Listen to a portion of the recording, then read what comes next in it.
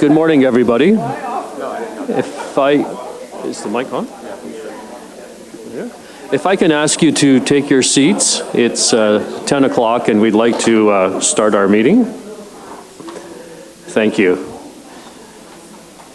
So thank you for attending. My name is Tony Guglielmo and I'd like to welcome you to TransLink's last public board meeting for 2019. I'd also like to welcome and thank those who are live streaming today's meeting either through Facebook or Twitter. Thank you for joining us today as well. So at this point, I'd like to call the meeting to order. Before I do that, I'd just like to acknowledge that we are meeting on the traditional territories of the Coast Salish people, territories where we work, operate, and serve, and specifically that this meeting is being held in the unceded territory of the Musqueam Nation. Now, before we begin, just a couple of housekeeping items, particularly focused on safety. As you know, TransLink takes the safety of its customers, its employees, the board, and the public very seriously. So I'd like to remind you of the nearest emergency exit, which is just across from the hall. So in the event you hear an alarm, please exit in an orderly fashion and meet at the muster station, which is along the construction fence at the side of the building facing the Sapperton SkyTrain station. For those folks who are using mobility devices, please do not use the elevator, but gather in the vicinity of the stairwell and enter the safe refuge area. And then our floor wardens will report your location to the fire department so that they can prioritize your safe exit from the building. And then lastly, of course, in an event of an earthquake, please remember to drop, cover, and hold until the shaking has stopped. So before we get started with the meeting, I'd like to take a moment just to acknowledge that there's some changes coming in 2020 to the TransLink board. First, I'd like to thank Anne Giardini for her service on the board. Anne, unfortunately, is unable to attend today's meeting, but we'd like to thank her for her contributions to the board for the past 3 years. Anne has served in 2 leadership positions while on the board. She was chair of the HR and Governance Committee in 2018 and this past year chaired the Audit and Finance Committee. In both those roles, Anne brought critical level of insight and provided wise counsel and advice. These are skills, obviously, that Anne has obtained through many years of corporate executive experience and on the many other boards that she serves on. And so we were able to benefit from that experience. I think as all of us at the table know, Anne was also a strong advocate of safety for our customers, safety for our employees. And she always encouraged both management and the board to constantly keep safety improvement uppermost in our minds and in our day-to-day operations. So I'd like to thank Anne for her service. And we are allowed to do a round of applause if we... So Anne is away, but hopefully she was able to maybe tune in for that part. It's also my pleasure to introduce and welcome back Lorraine Cunningham. So she'll be starting officially on the board as of January 1st, but she has agreed to come to the meeting today. So as all of us here at the table know, and for those in the audience, Lorraine is a familiar face. She's been on the TransLink board for 6 years and was chair previous to going off the board. So welcome back, Lorraine. We really look forward to working with you over the next year. So we have lots to discuss today. So we'll begin our meeting today with the consent agenda. And there's 2 items on the agenda, the minutes for September 25th and the response to delegation. If I can get someone to move the consent agenda. Marcella, seconded. Harj, all in favor? Approved? Thank you. Approved unanimously. So we'll next move to the public delegations. So we're going to do this in 2 phases. The first 2 speakers are able to attend at this time, but the 3rd and 4th speaker asked if they could participate a little bit later because it's going to take them a little bit of time. So we will just go with the first 2 speakers first, and when the other speakers arrive, we will break and go to them. So the first speaker is Betty Noble. I see Betty rising. Thank you, Betty, for attending.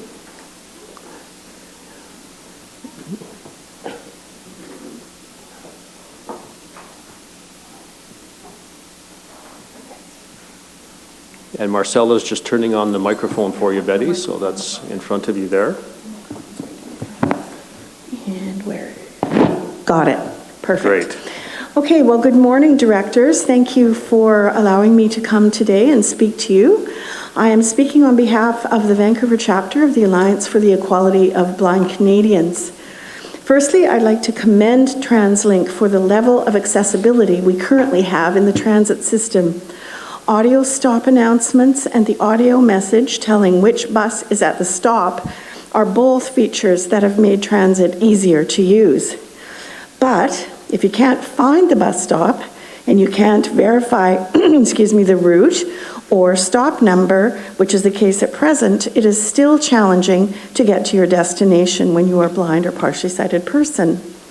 I have often stood in the pouring rain at a pole waiting for a bus stop when a member of the public comes by and asks me, well, how come you're not crossing the street? Or why are you standing beside a hydropole?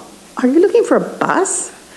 So it's just happens. And the truth is that while my guide dog will find a pole, there is no way to target a bus stop because unfortunately dogs can't read. So unless it's a stop that I frequently use, and in which case the dog will learn that fairly easily. So if the stop is equipped with the tactile sidewalk walking indicator and signage that is low enough for me to find and read with my fingers, I'll be able to access the transit information I need. I will then be able to text the bus stop number to find out when the next bus will be coming. I will be able to call the transit information number if I don't have the technology to send and receive a text message, and I will be able to verify the route number. I read Braille, so having this feature at a bus stop will assist me greatly. Our low vision members cannot see the current signs, and as the print is too small and the signs are too elevated. So the tactile print lettering will be very helpful for them as well. And of course there are other folks that don't read Braille but used to read print before they lost their vision, and so they'll be able to take advantage of the tactile print as well. While I sometimes use an app called Seeing AI, I can't use it in the rain very effectively because I need to be pointing the camera in the right direction for it to find the bus stop sign high up on the pole in order for the app to recognize the text and voice the information on the sign. So while technology has progressed significantly, it is not completely reliable. In my community too, many people are unemployed and cannot afford to use data while traveling independently. Before I retired, I lived in Southeast Vancouver and worked in North Vancouver. I had to find different bays at the Phipps Exchange depending upon what school I needed to work at each morning.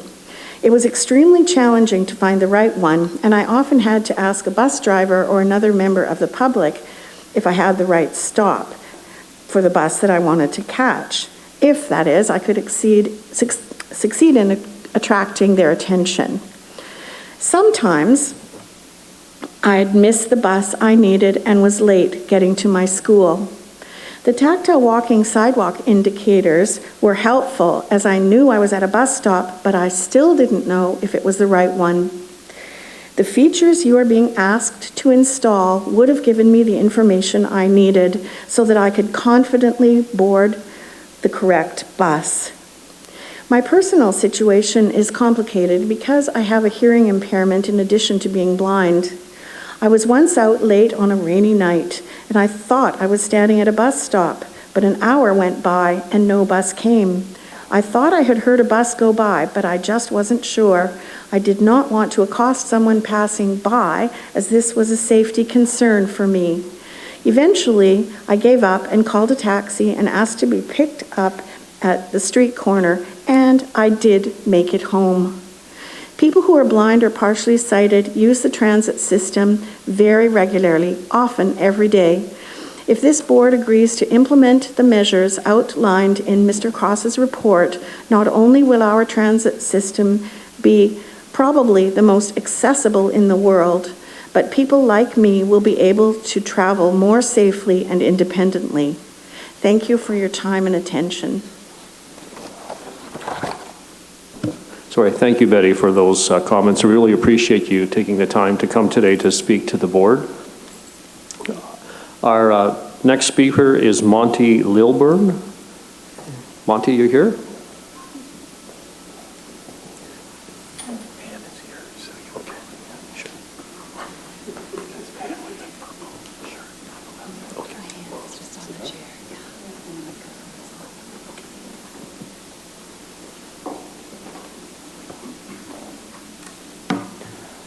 Yeah, good morning, Monty. It's just the microphone is right there. There we go. Hello. Well, thank you for this opportunity to speak today. My name's Monty Lilburn. I'm from Port Moody, and while I am on the User Advisory Committee, I'm speaking today as an individual, hoping that directors will support the accessible bus stop proposal.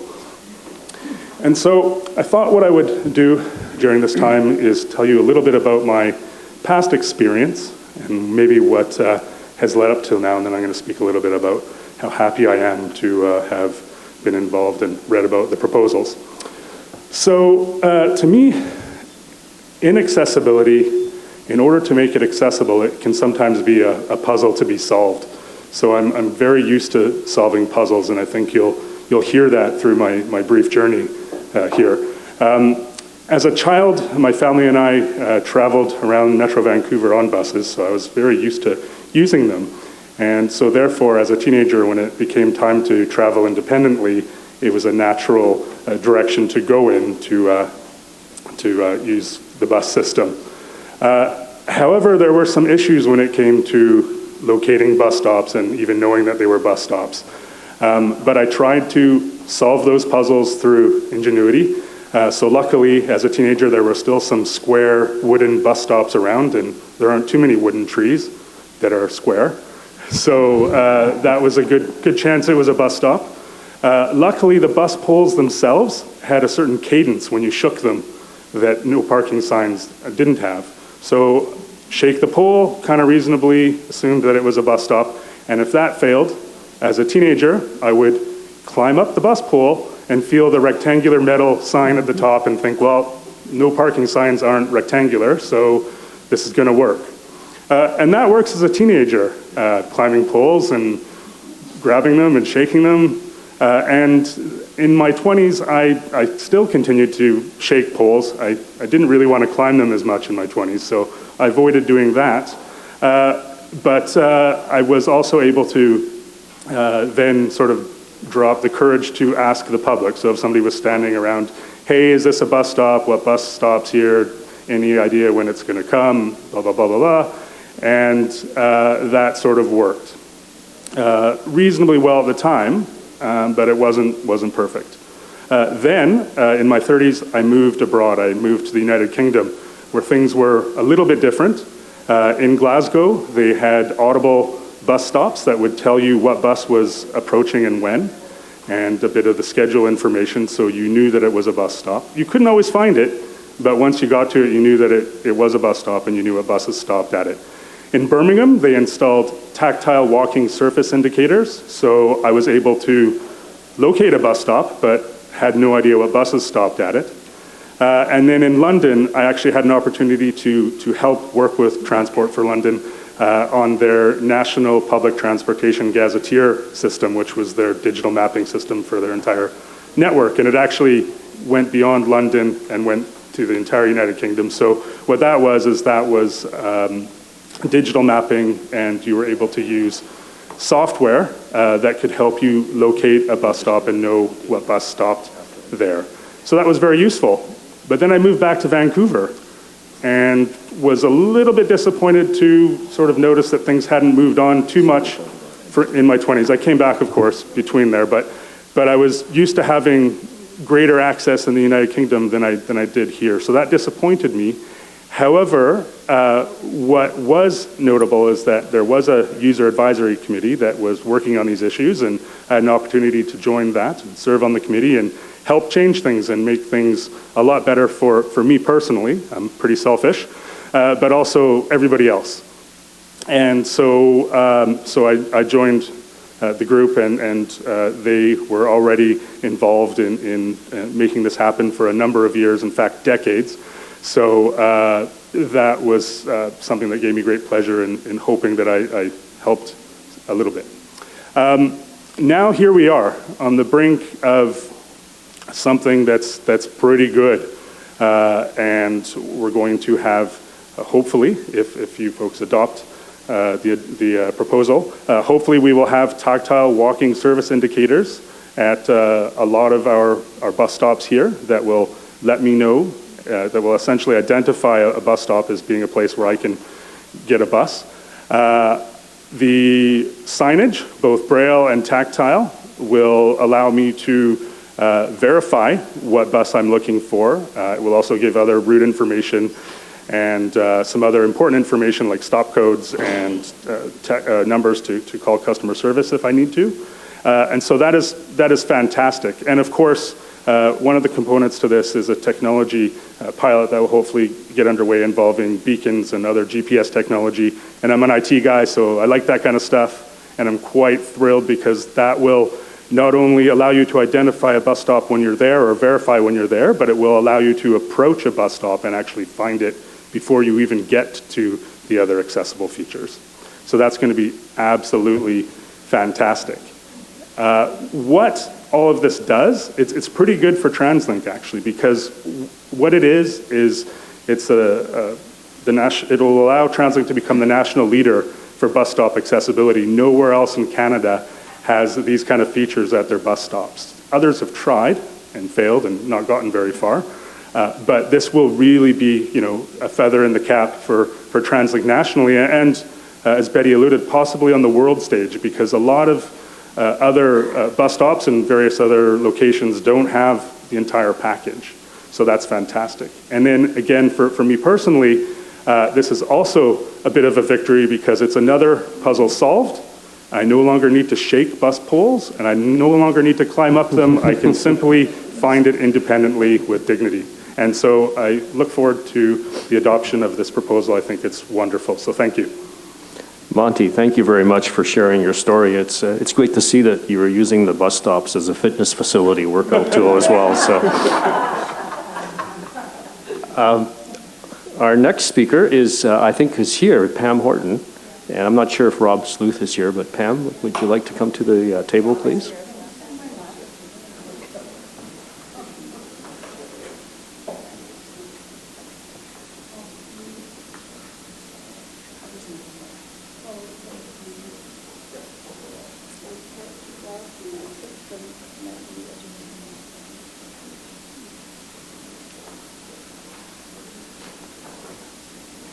Now, hopefully I'm close enough that you can hear me.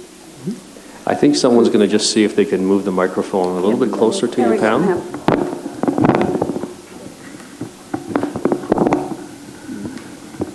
Okay, is that better? I think we can hear you, thank you.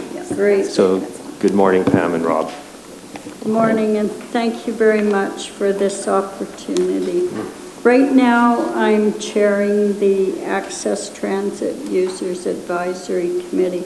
I'm also the chair of the board at Disability Alliance BC, and I'm here to speak to the report from Jeff Cross titled Bus Stop Accessibility for Customers with Vision Loss.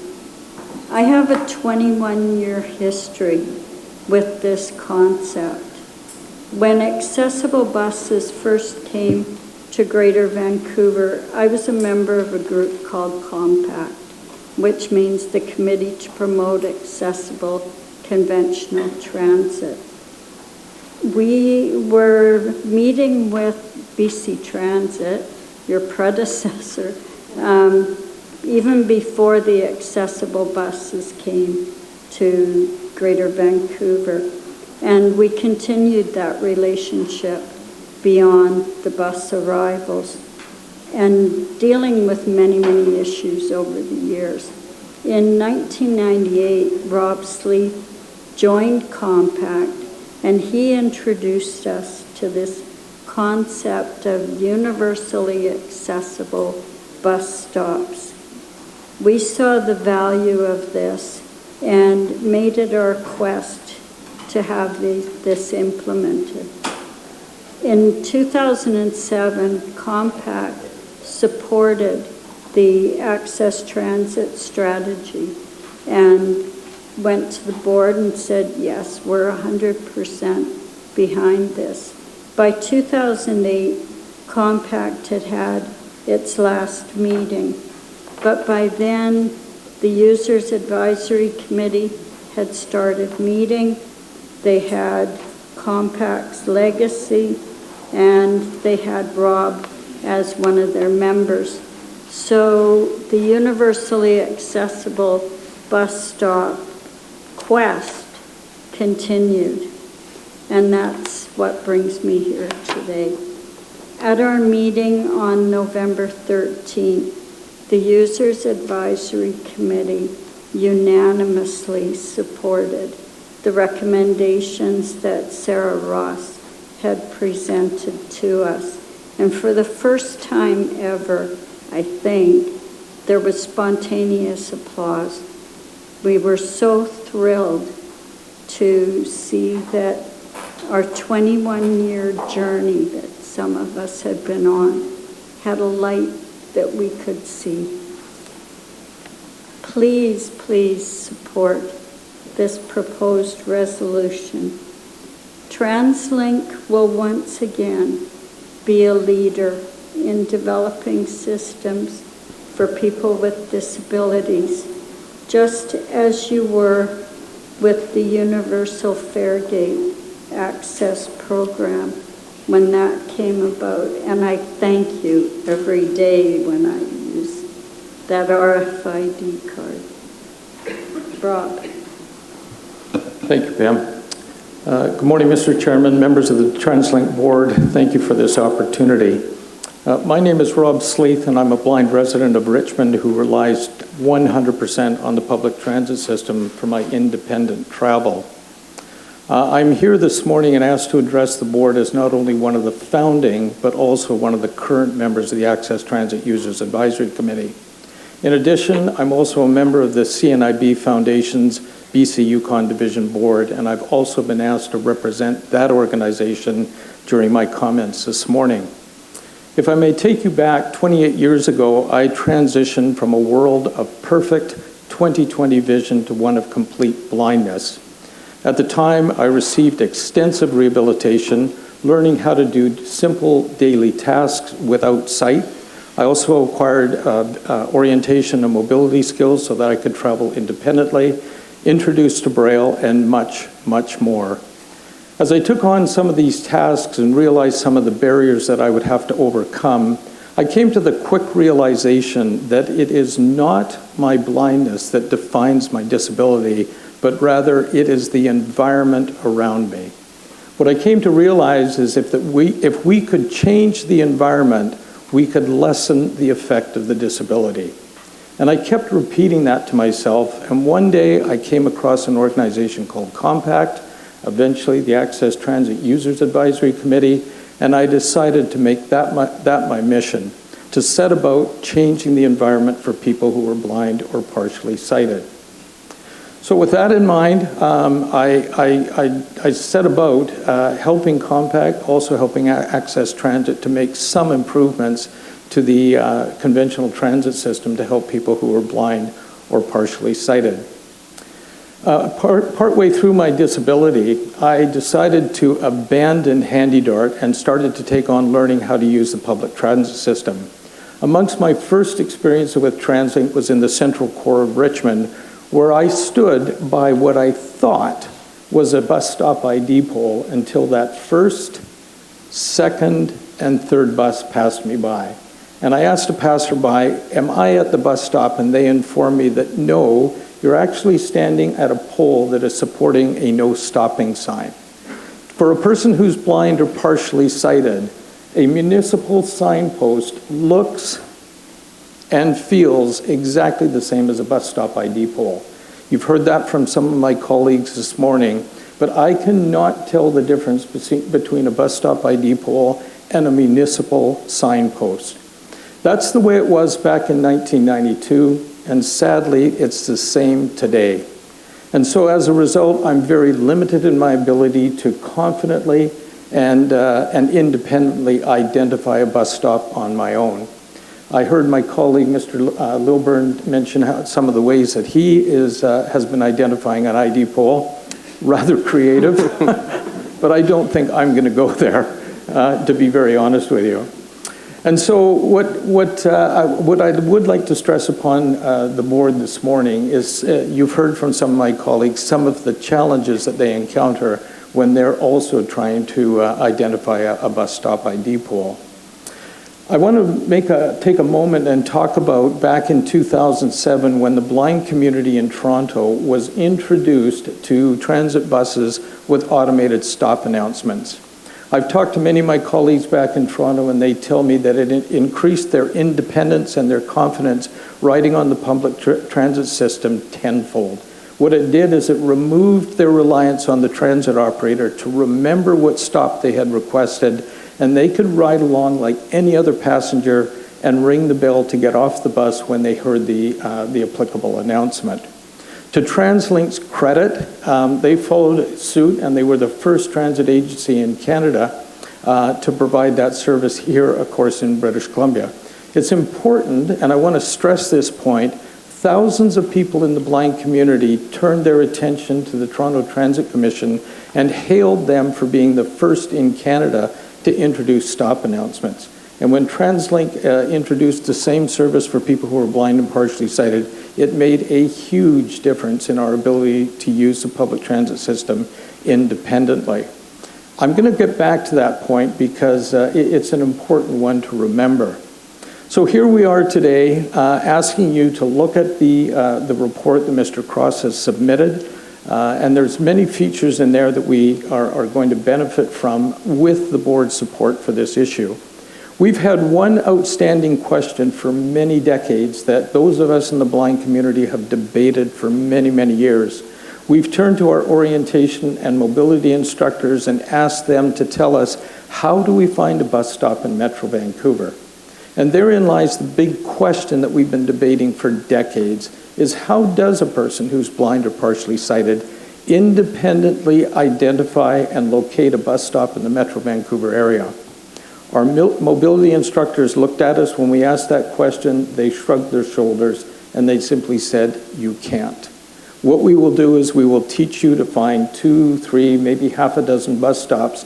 You're going to have to memorize those, and that's the best we can do for you. Frankly, I don't think that's good enough. We should be able to spontaneously move around the Metro Vancouver area and not have to worry about how do we find the bus stop to get back home.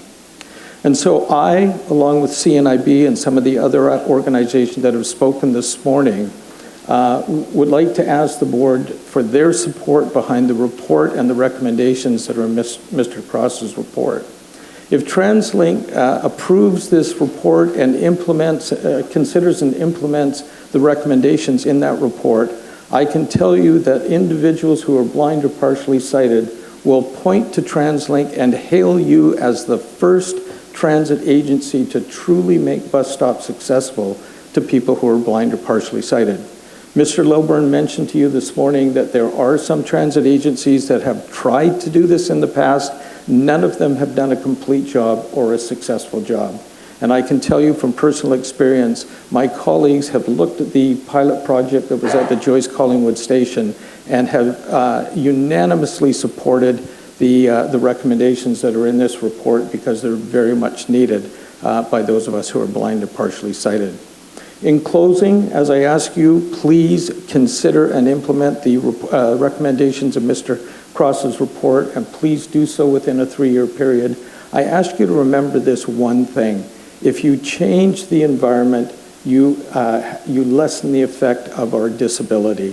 So please, when this report comes before you, I urge you to please support it. Thank you for your time this morning. Great. Thank you very much, Rob, and thank you, Pam. We really appreciate you coming to speak to us today. In fact, all the speakers today, we really appreciate you coming forward. I think when you share your personal stories, that's really helpful for us to really understand the challenges that our customers, and particularly those who have mobility issues, face. And so we really appreciate you taking the time to give us that briefing. So I understand that some of our guests who came here today specifically with respect to this issue may be time constrained. So what I'm going to do is actually just shuffle the agenda around a bit so that we can actually deal with this issue next. I see Sarah sitting there, and I know she was going to speak to it.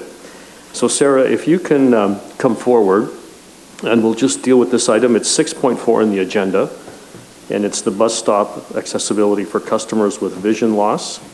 And there was a report in your package from Jeff, which I'm sure you've all read. And Sarah, you're going to speak to this report and the resolution. Yes, thank you. I think the delegates have spoken to it very eloquently. So I'm here today to seek direction on the path forward to improve accessibility at bus stops for people with vision loss. I'm going to talk today about tactile walking surface indicators. So I just want to make sure everyone's clear that those are they're installed on the ground and they provide direction to people with limited or no vision. They come in different shapes for different situations, and they're usually in a high contrast color such as yellow. And I'm also going to be talking about signage in Braille and tactile lettering, which is raised and also larger in size. Over the years, we've heard from members of our Access Transit Users Advisory Committee and advocates in the vision loss community on how important it is to be able to travel independently. How does someone who is blind or partially sighted know they are standing at a bus stop? How do they know they're at the right bus stop? As we have worked on the analysis and the engagement on this project, these questions have been our touch tones. We kept coming back to these questions. When I meet with advocates and stakeholders, I often say that my job is to listen and their job is to hold our feet to the fire, to challenge us to do better. And there is probably no better example of that synergy than today.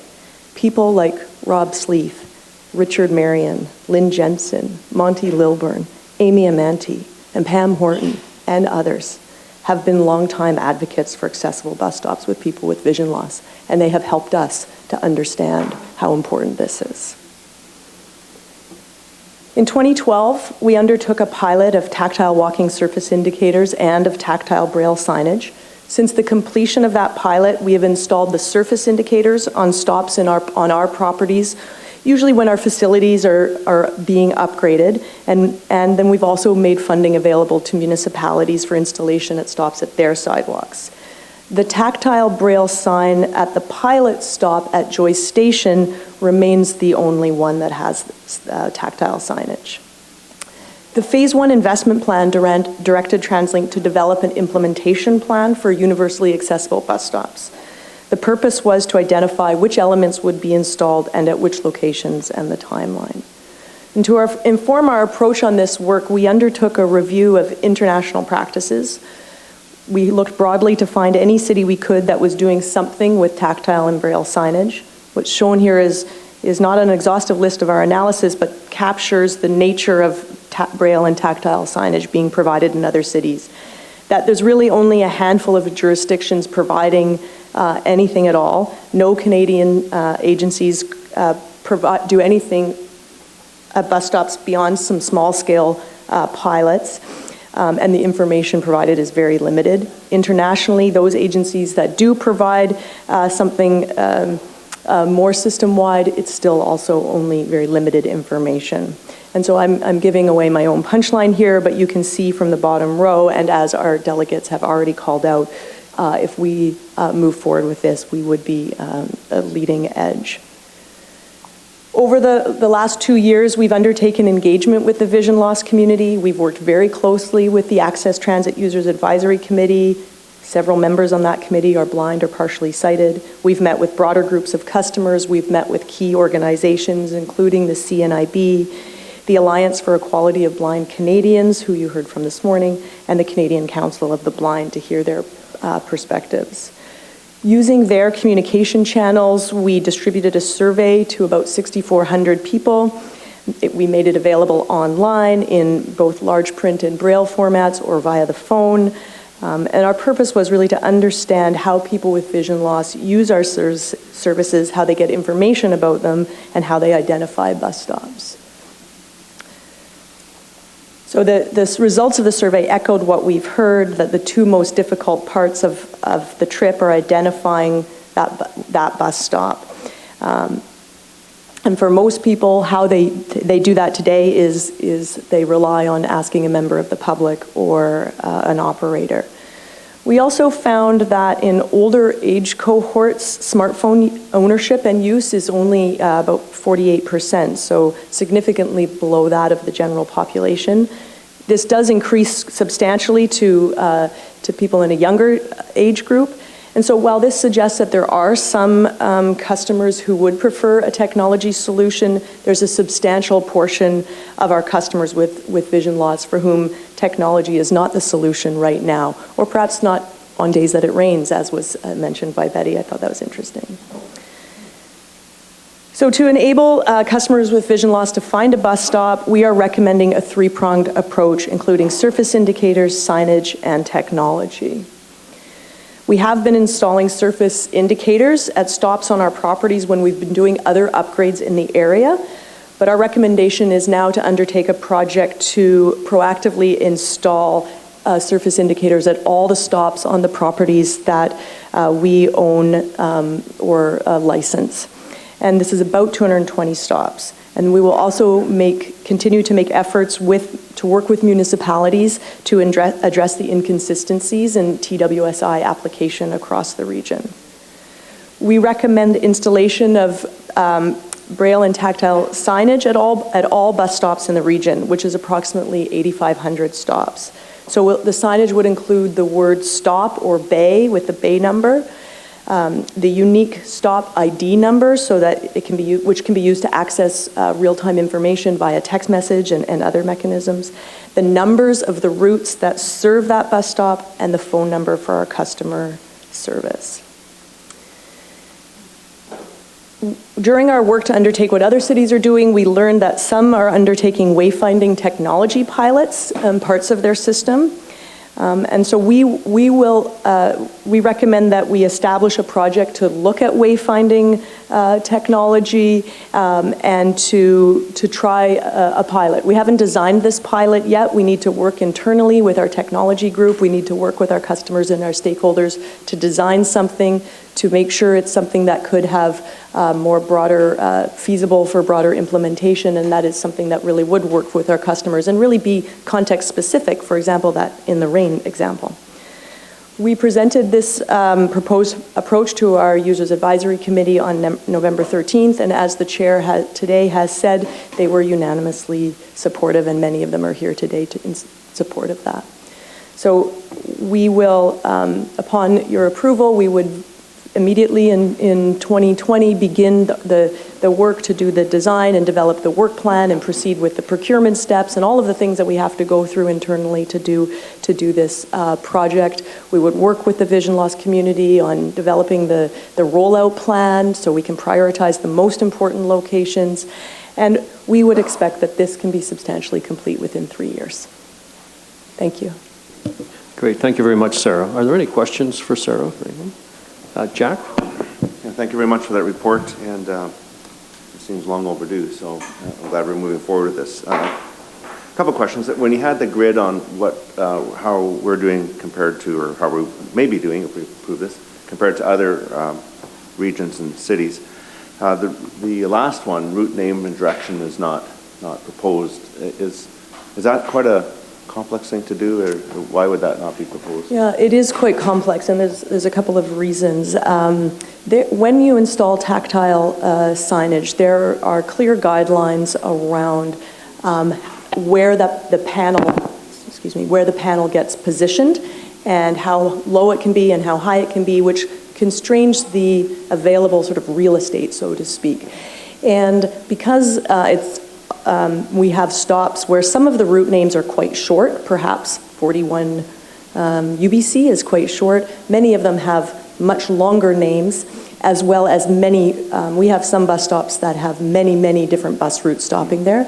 And so it would be not feasible to be installing route name across the system in a consistent way. Oh, fair enough. And so some of the technology, the pilot project for wayfinding and that kind of thing would provide that information in another way, perhaps. Mm-hmm. So is that part of what you'd be looking at? And with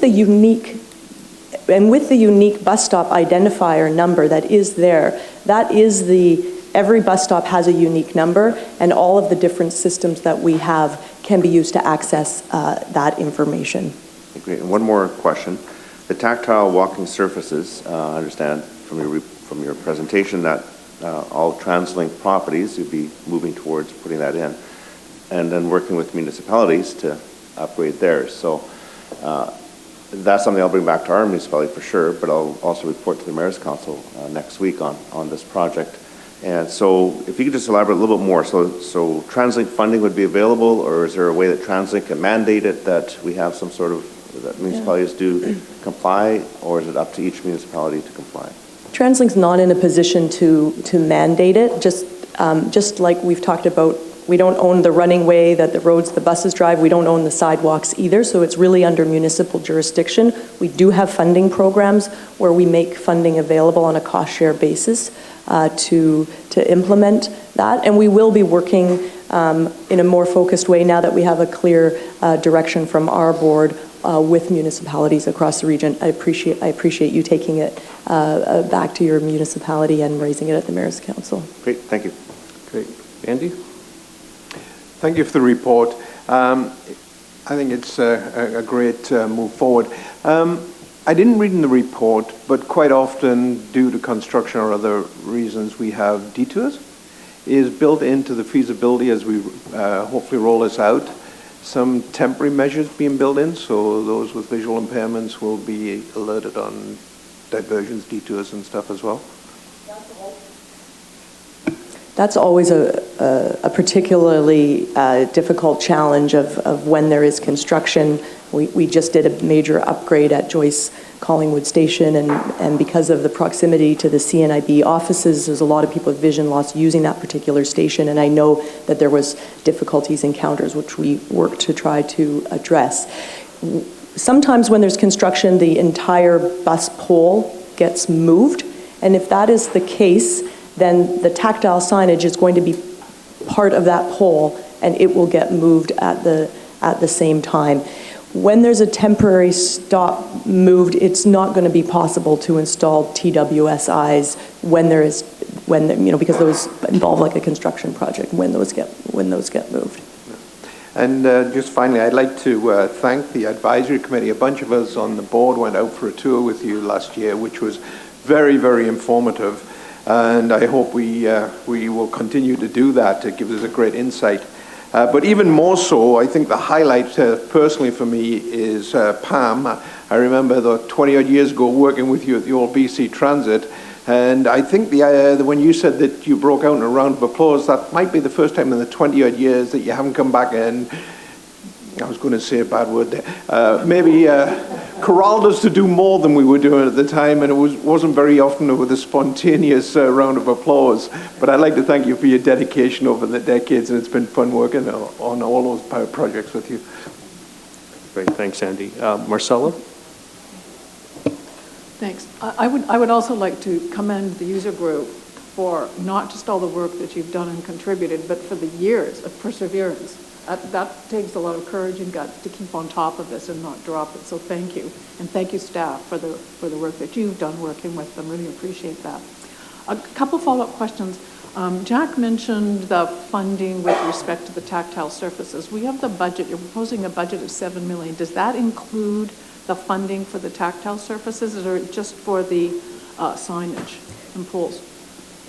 That budget includes everything that's covered in the recommendations here, so it's the tactile walking surface indicators on our properties, as well as all of the signage. We do have other funding programs that we do cost share with municipalities through our walking infrastructure program, for example, that this is eligible for. Okay. And I just have one other follow-up question. Where you've got areas where you have several bays or several bus actual stops with different routes in one block, does that cause a complexity in terms of identification of the right stop? Like, how would that work? It does, though that is a more complex environment when you've got multiple different bays, and we will have, each of those bays has unique bay numbers, so that when you're doing your trip planning, it tells you to take the C bus to Lonsdale Quay and go to bay 5 to get the route. But we're also going to be looking really closely at some of those unique, very complex locations, and making sure that the spirit of this is fully achieved, that people can know that they're at the right bay, the right bus stop. Okay. Sarah? Hi, thanks, Sarah. I just had a question around prioritizing. So if this program is going to take up to 3 years to implement, how now that when we go ahead, how do we prioritize the most impact right away? Or can you with all the variables that you have in implementing it? So a lot of those exact rollout plan details still need to be worked through. We need to take into consideration where we do have upcoming infrastructure projects, because we would want to not put something in if it's going to get ripped up for a construction project. So we have to keep that in mind. And then we'll look and we'll work with our users advisory committee to understand. We do also know that the majority of people who are members of the vision loss community tend to live in Vancouver and Burnaby. So we'd look at some of those locations, look at some of our highest ridership locations, look at probably where we have SkyTrain stations and key transfer points. So we're going to try to prioritize to make sure we get the most, implement in a way that makes financial sense and is efficient, but also gets to the most highest impact locations sooner rather than later. Great. Sarah, thank you for the report. I was one of the directors who had the benefit of Pam and her user advisory committee insights, and it was very helpful. I just had a question around, as we roll out some of these improvements for bus stops, is there a way to update the website so that somebody who's looking for a more accessible bus stop will have the ability to see that this one's been done and that one hasn't? So when they're doing some trip planning, they can take that into account. Mm-hmm. That's a great question. I haven't fully thought of that. We do identify bus stops on whether they have they're accessible from the possibility of having the lift deployed. But we can certainly work with our IT team to see if that is something that we could find a way to make happen. Great, thank you. Great. Okay, thanks, Sarah. So the resolution is in your board package, so I'm going to ask if someone is prepared to move the resolution. Murray, seconded. Jonathan, all in favor? Opposed? The resolution is carried unanimously. So thank you very much, Sarah.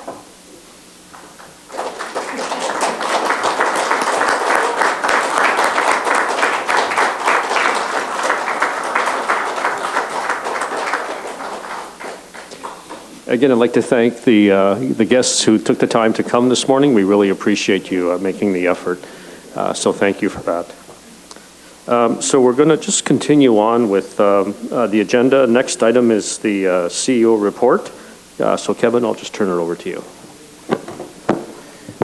Thank you, Tony. That's a tough act to follow with Sarah and our members of the UAC and other advocates. So I want to thank you as well, all of you, for the hard work and the persistence you've had over the years in pushing TransLink to this point where we can once again be viewed as, if not worldwide, at least continent-wide leading in accessibility for people who use our transit system. So thank you for that, and we will endeavor to make this happen over that 3-year period. I just want to start off my report, of course, with acknowledging last night CMBC's Coast Mountain Bus Companies Union ratified the new contract. You will hear from Mike McDaniel in his report a little bit more information about the journey that the organization and the union had been on after months and months of bargaining, as well as about 3.5 weeks of job action. I just want to personally thank the team at Coast Mountain Bus Company.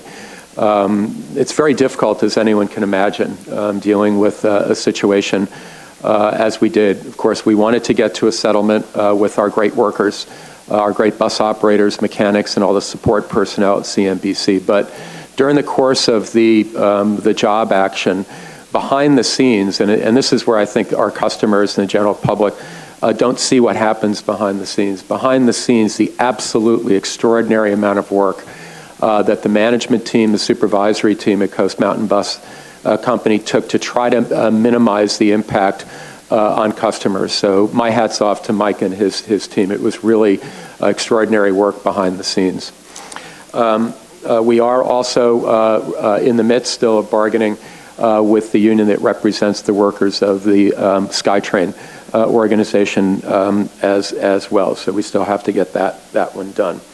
Now, as is traditional here in our last board meeting of the year, I like to give a little bit of a wrap-up of the year and some of the key accomplishments for the organization during the course of the year. And of course, as it's been a year chock full of initiatives. The one that Sarah just presented and you just approved is just one of numerous types of initiatives that we've been working on for the public going forward. And first up, as always, my first priority is ensuring that we are delivering on the mayor's plan going forward. We are now completing the third year of the 10-year mayor's plan with an unprecedented sustained increase in transit service going forward. And I am proud to say that for the most part we remain spot on target with the mayor's plan. We've seen service increases continuing across the board on most of our services. Most recently in the fall, we increased capacity during the peak period on C-Bus and increased capacity on the SkyTrain network with a 5% increase on the Expo line and a 9% increase on the Millennium line, made possible by the first delivery of our new, what we call our Mark III train. So those of our riders out there that are benefiting from those new trains are absolutely terrific. They're more spacious, and in the summer they have air conditioning, which we always like. Handy Dart, we've provided more service to allow for some 38,000 more trips, and the ridership is supporting that as well. The bus system was the one area where we slightly missed our target. The plan was to increase bus service by about 4% this year.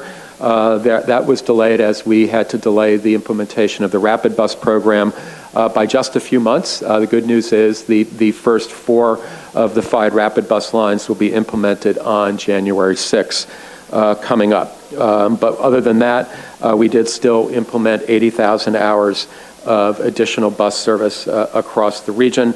I just want to mention also other improvements to the accessibility of the system, not just the proposal that you just approved, but CNBC ordered and is in the process of delivering and deploying some 49 new low-floor community shuttle buses to make it that much easier for people to board and alight from our buses.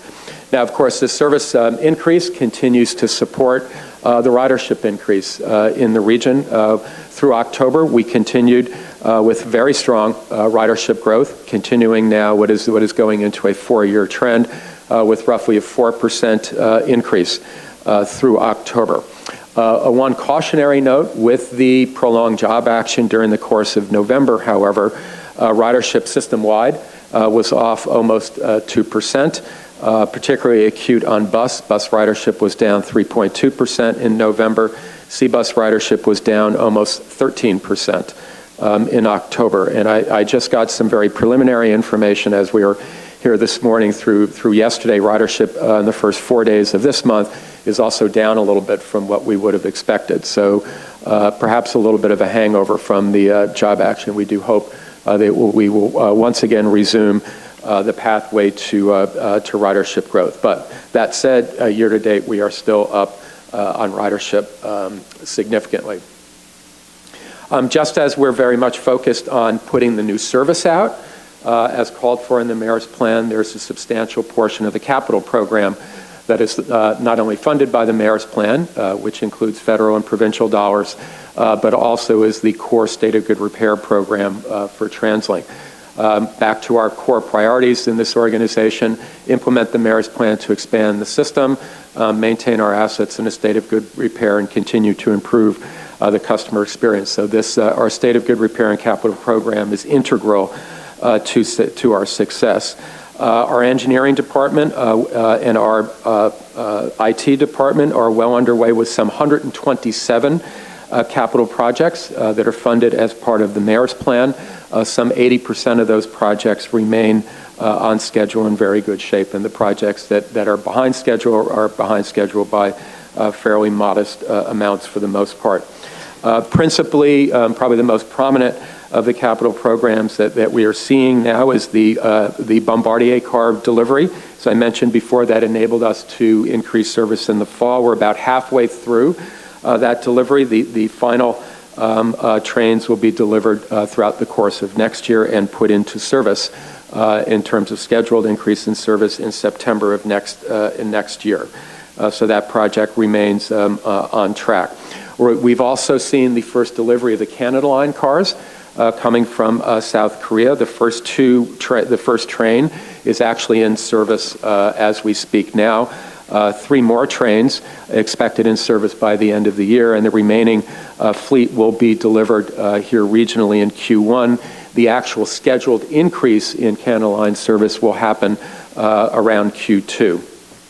On the bus side, CMBC has been very busy taking delivery of a lot of new equipment. That equipment has been needed to support the expansion of service. 54 40-foot buses have been delivered already this year.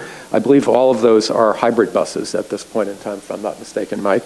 And 58 60-foot articulated coaches, which are all also diesel hybrid electric.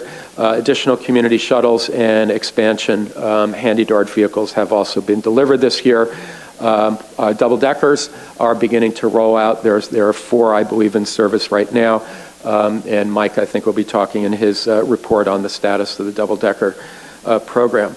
Also, this year was the end of an 8-year program to upgrade 7 stations in the system. This was a very important program that started with Scott Road in 2011. So those of you board members, Marcel, I guess you were here in the early days of the station expansion program. But we did, along with Scott Road, that was in 2011. Since then, Main Street Science World, New West Station, and Metrotown have all come online. This year, we completed 3 stations: the Commercial Broadway station, the Surrey Central station, and the new North Station House, and the Joyce Collingwood station. All 3 are really beautiful.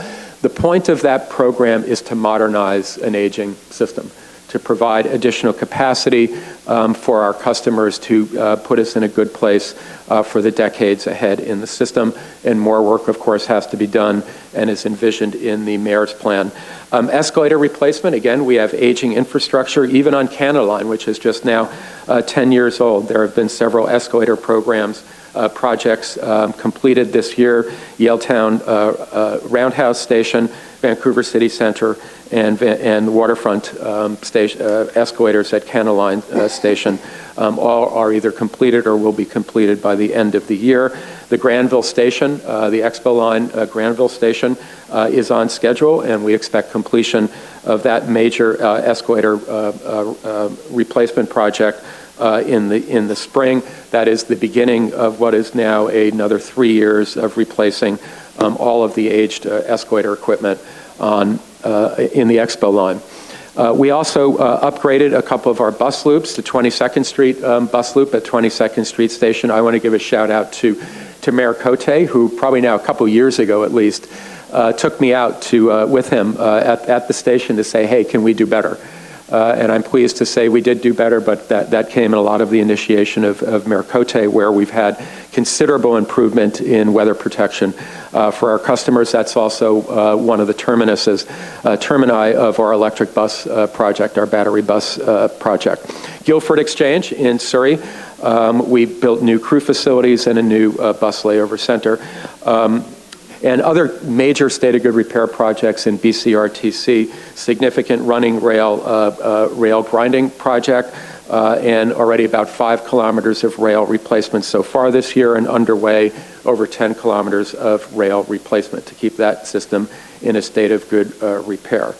As part of our state of good repair program is really safety and security for our customers as well. That is clearly job number 1 for any transit agency anywhere in the world. We continue to remain focused on that You always see that in Mike and Michelle's monthly reports and Chief Jones's monthly reports, quarterly reports to you as well.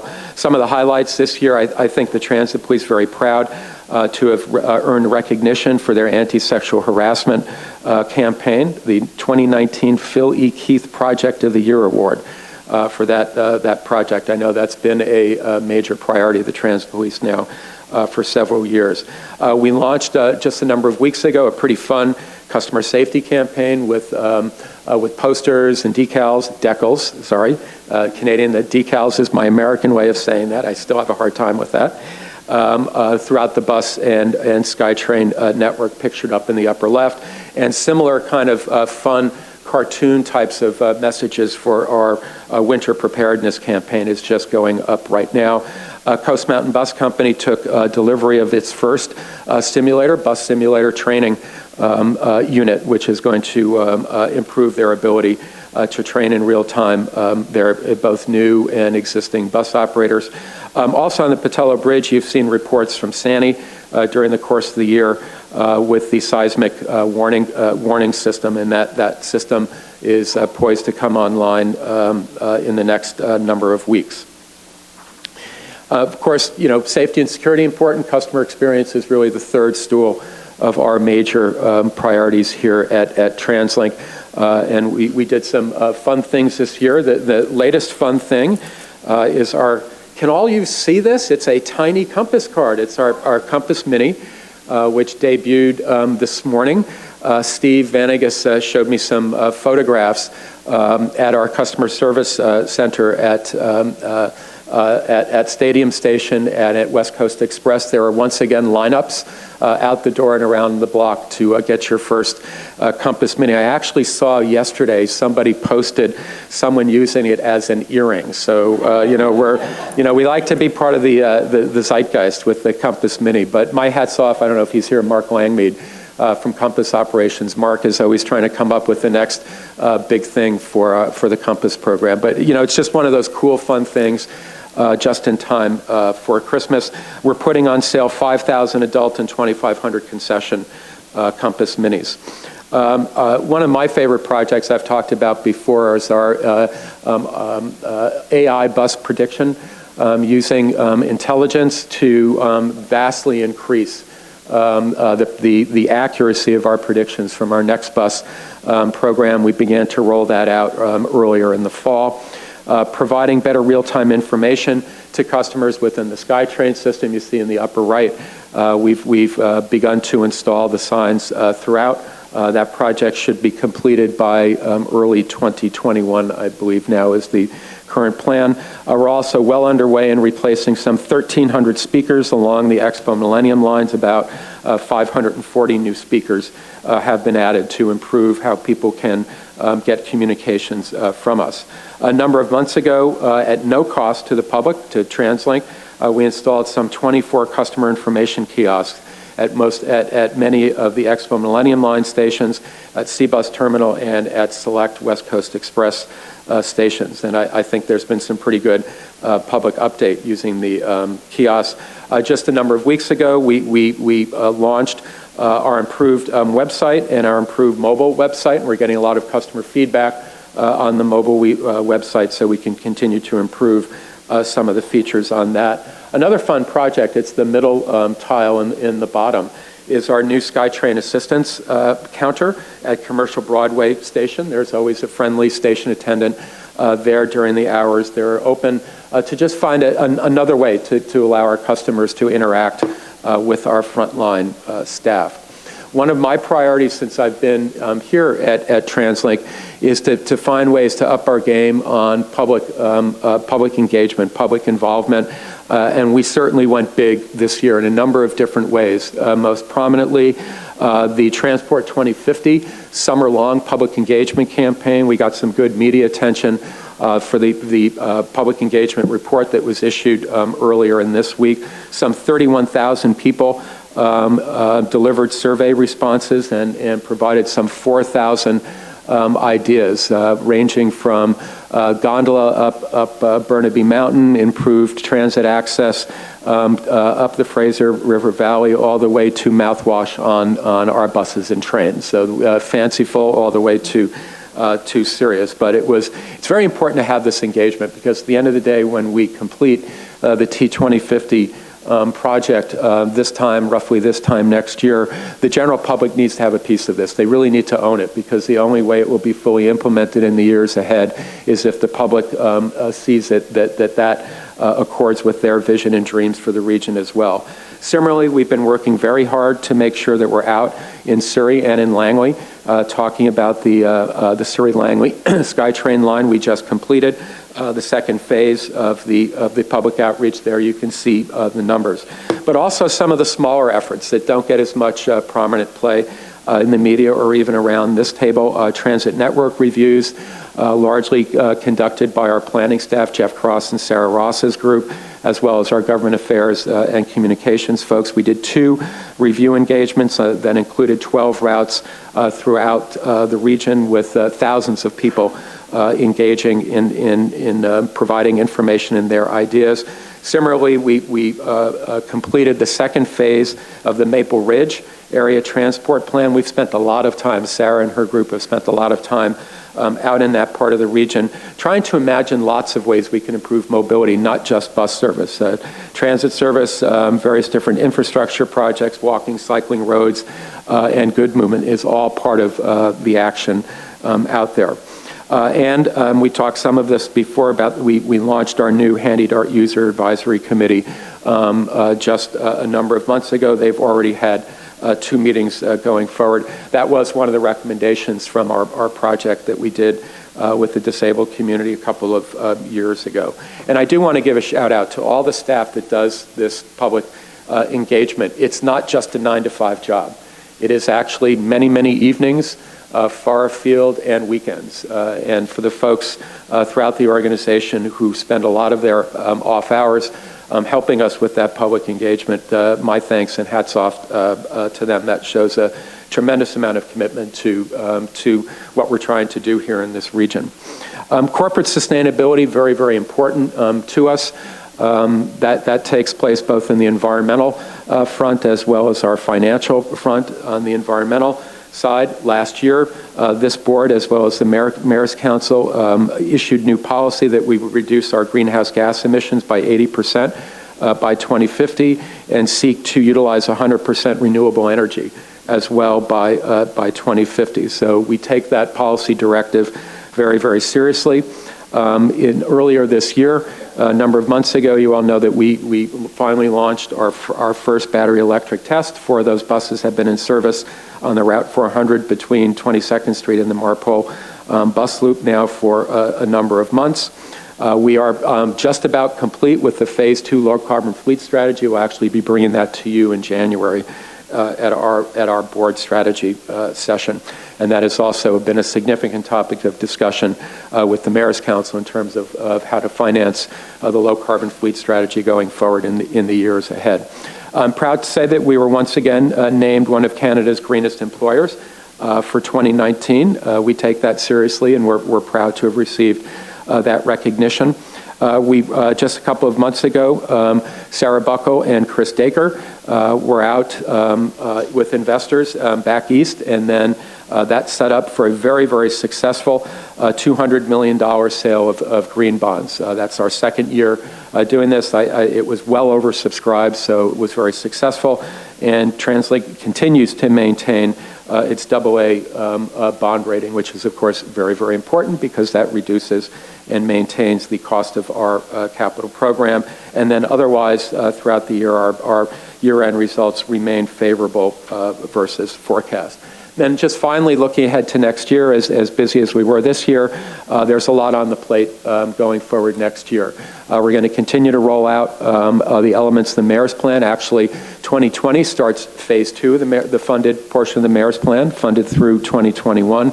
At this point in time, with continued expansion of the bus system, Handy Dart, SkyTrain, including Canada Line as well. And then, as I mentioned, we'll see you January 6th for the launching of our new rapid bus program. The two brand new lines between Maple Ridge, Pitt Meadows, and Coquitlam on Low Heat Highway, the R3, as well as the R4 along 41st Avenue to UBC in Vancouver. And the two lines will be converted to rapid line, the rapid bus, the R1 King George Boulevard and the R5 Hastings Street.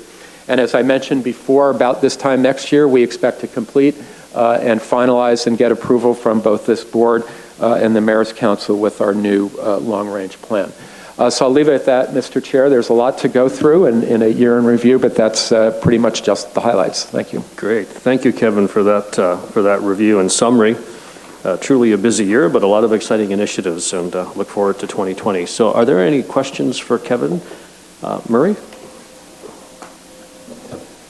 Yeah, thank you, Tony. Just wanted to mention, I'm not sure if you mentioned it or not, but you and the TransLink team of employees, 7,000 plus members, received an award for the best large transit system in North America. We did. Last year, and I thought very obviously commending the very important performance achievements by all. So thank you. I can't believe I left that out of my slides.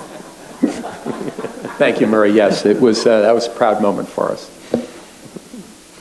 Okay, seeing no other hands, thank you, Kevin. We'll just move on to our next item, which is Michelle Ledrac, who will be giving us a report on the BC Rapid Transit Company.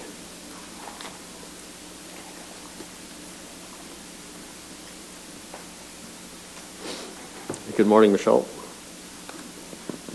Good morning. It's good to be here again for the second time. Let's get started. As you can see, I'll say something about my first 90 days. I'll promise it's the last time I will be counting. Next time I'll mention it is at my 5th anniversary.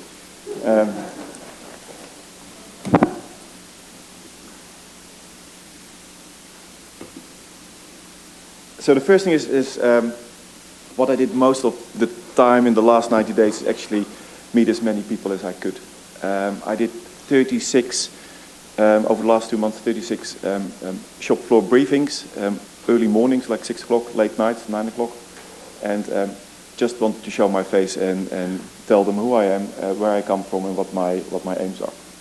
And basically the impression I have of BCRTC at this moment, that it's a house with good bones, that people are proud to work for the SkyTrain brand, and that they really want to do well now and in future. And I have no doubt that they want to be involved.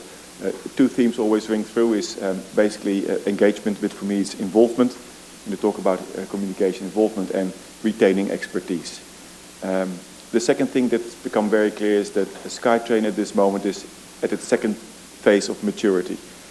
So we've had the first 35 years in which we've built a fantastic organization, but we're up for the next 35 years in which we do the same thing again, but with a much higher level of complexity. And people are looking forward to it, but they're also a little bit intimidated by it. So I think what we need to do next is make sure that we're in the best possible position to do well. And my third observation is that we're doing a lot of good things, and now's the time to follow through. So over the years, SkyTrain has initiated a lot of things that to improve the business and make us future-proof. I think it's now my role to make sure that we follow through and that we implement everything that we promised. I'm also glad to say that we found a new safety director. We've been without one for a few years. And Stephen Shemek is now in that role. His team is almost completed. He made an enormous recruitment effort. So we've now a full-fledged safety team, and ready to take on our to improve our current business, to improve our safety performance, and make sure that we do even better than we did in the past. The key things is that what you always do is, firstly, and that's something we could do almost immediately, and which I also said last time, is start a zero harm campaign. For me, it's basically about taking care of each other. Because you can do a lot in process and in procedures, and you can tell people that they have to follow everything we put on paper, but in the end it's about using your common sense and looking over each other's shoulders And when you see that somebody's unsafe, tell them that you take care of them and that you want to remind them of what the best practices are.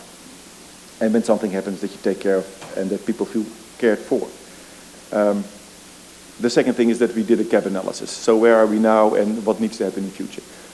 And that has led to a strategic plan with several initiatives. And one of them is obviously strengthening our safety management system. But also a dominant one is the third one is assessing and refining our standards. So what do we actually have in place and are they still up to date and valuable? And that's something that we will continue to do in the next year.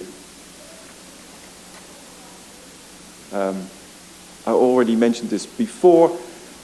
So we have the 2030 strategy, right? There's 5, 6, 7 large projects that are coming our way that are already being instigated, and I see it as my role to make absolutely sure that nobody of the public will actually notice that we're doing all this major work. Once we deliver, it will almost be like on Friday we stopped at King George, and on Monday suddenly the train moves on to Langley, and nobody knows that we actually have been working on it or that there's any disruption to the service. I think that's what we need to be prepared for. What we're doing with this 2030 strategy is making absolutely sure that we have all the resources and all the standards and processes in place to avoid disruption to our business. As president, I think that my key role is not only to engage my staff, but also to make sure that we always stay in the position where we deliver the performance that people are expecting of us without any disruption.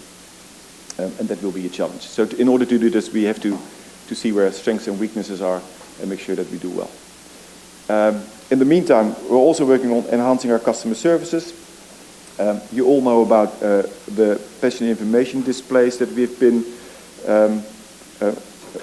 installing at our network, but at the same time I'm also looking at how we do ourselves, reviewing our current practices, reviewing our current systems, and seeing how we can do better. What you see is over time, people may forget what we can do and how we do it, and we may assume that the constraints of our current systems will be there forever and that we just have to find workarounds.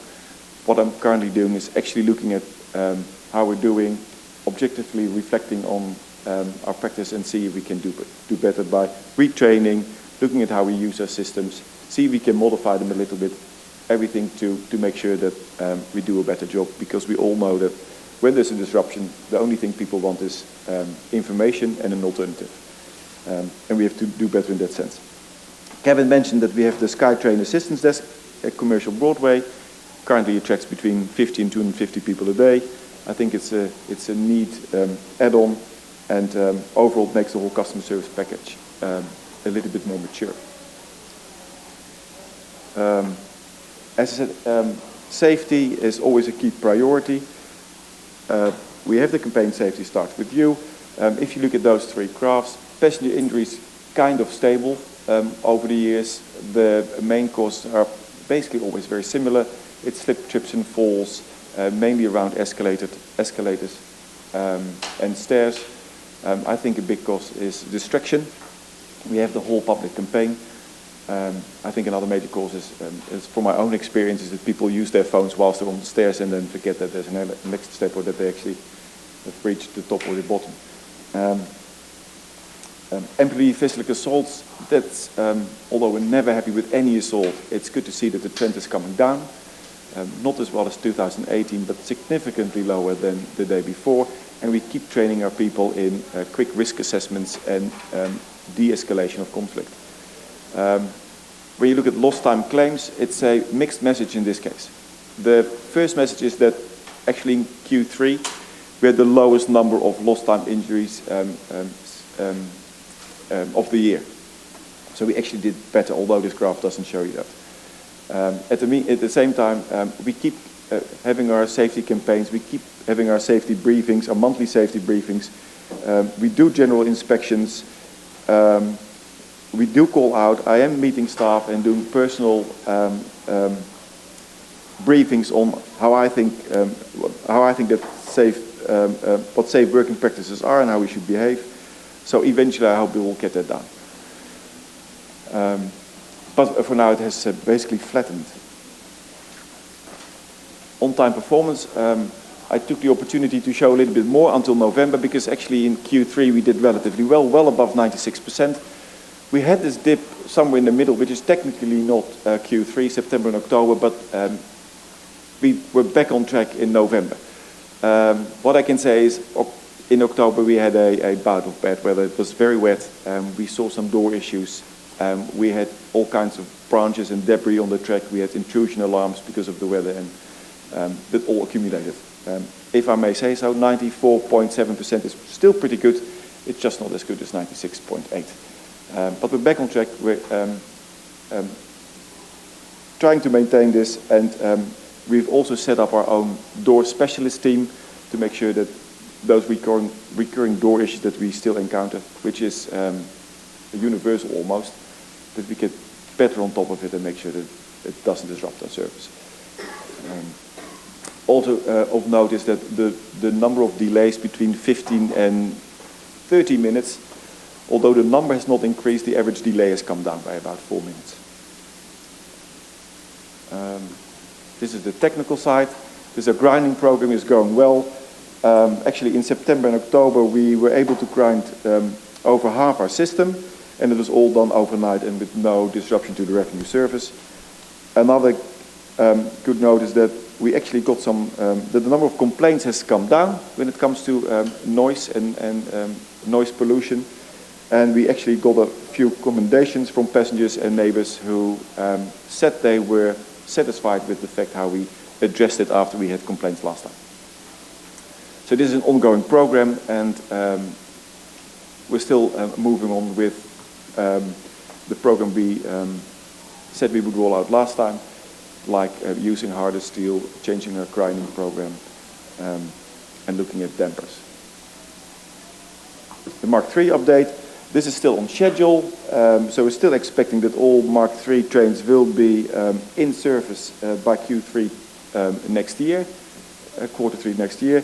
We've just introduced unit number 7. It's in revenue service, and it's doing its final rounds of testing.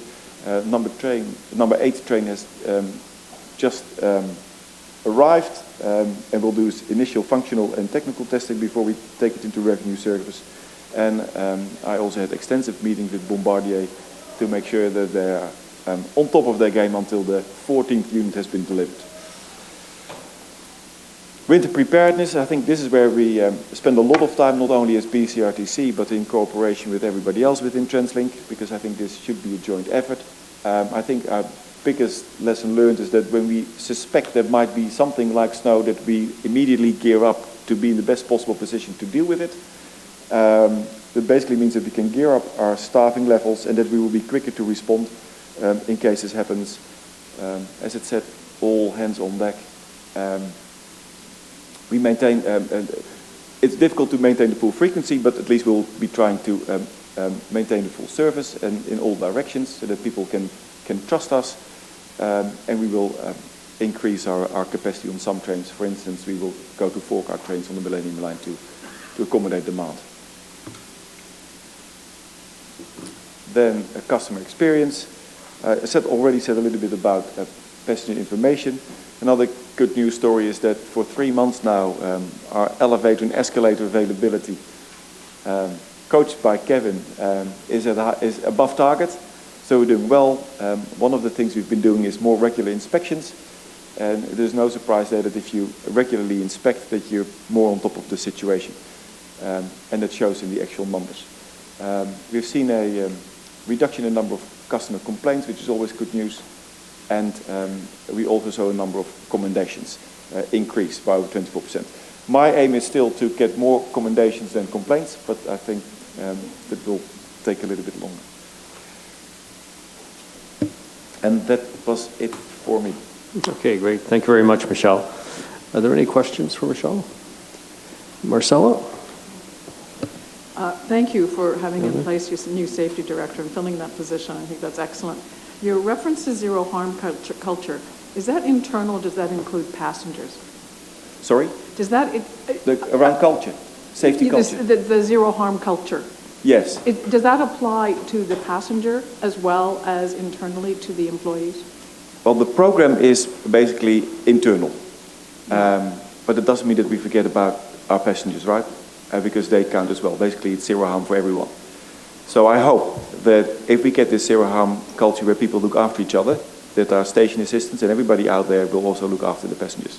And maybe every now and then, because it's uncomfortable, right, to say, maybe you want to switch off your phone because you're almost tripped. Yeah. Okay, Andy? Yeah, thanks. I got a couple of questions around the KPIs as well. I guess channeling the inner Anne, since she's not here, we'll go into safety. You mentioned the lost time frequency, which is up over target, and also lost time incidents as well. And it's heartening to hear we've got somebody on board, and I hope we see a reverse those numbers. But the workplace inspections, we only hit 92% of our own target. Is there reasons for that, and is there any expectations that inspections we should be hitting 100% on? Yes, we should be. I agree with you, and we should hit 100%. So, although you could say that 92% is basically within tolerance, we should just do 100%. There's no excuse not to do it. I see it is an improvement over last year, which is good. It's just a little concerning. And finally, this is something, may not be major, but I'm just looking at customer complaints per West Coast Express, which you didn't put in your report, which is on a spreadsheet. And I looked at the number, which I don't usually look at, and it seems disproportionate number compared to complaints on the other forms of transit. And it's usually one of our most accepted forms of transportation. I'm just wondering, is there a reason behind these numbers? It's very unpredictable with West Coast Express. So, and it ranges from people are smoking on the platform to I can't park my car to that dog was ogling me during my journey. And it's actually a true complaint. So no, there's no particular reason behind it. I think that might be a temporary peak, and there's no pattern in it either. Yeah. Thank you. Sarah? Yes, thank you. This too is about safety, and you're coming in with fresh eyes on the organization, and you're looking at the statistics of injuries and bringing in the zero harm initiative around the change of culture. Based on your other roles that you've played and what you've seen so far at the organization, where do you expect to see yourself in 6 months, or the organization in a year or 6 months? Do you see that you can make fairly quick gains? Do you think they're going to be, slower around the edges type gains? That's difficult to answer. I can tell you what I will do. So firstly, we need to actually understand what's good enough. And I know that no harm is probably the best situation we can have, but we first need to look at, so where are we at this moment, and how are we going to fill the gap between where we are today and where we would like to be. And I don't think we have done that properly in the past, so that's currently going on. When it comes to zero harm, I think we can change the mentality quite quickly, because this is about what I said. It's not about, how do I express this? This is about making sure that your mates are all right?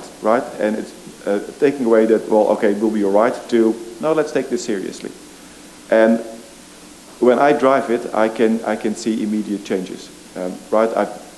For instance, I noticed that at some location there was a pit and it wasn't, and it was a clear hazard because it wasn't really signposted that there was an open pit. I think if we can do those changes immediately together with the general inspections.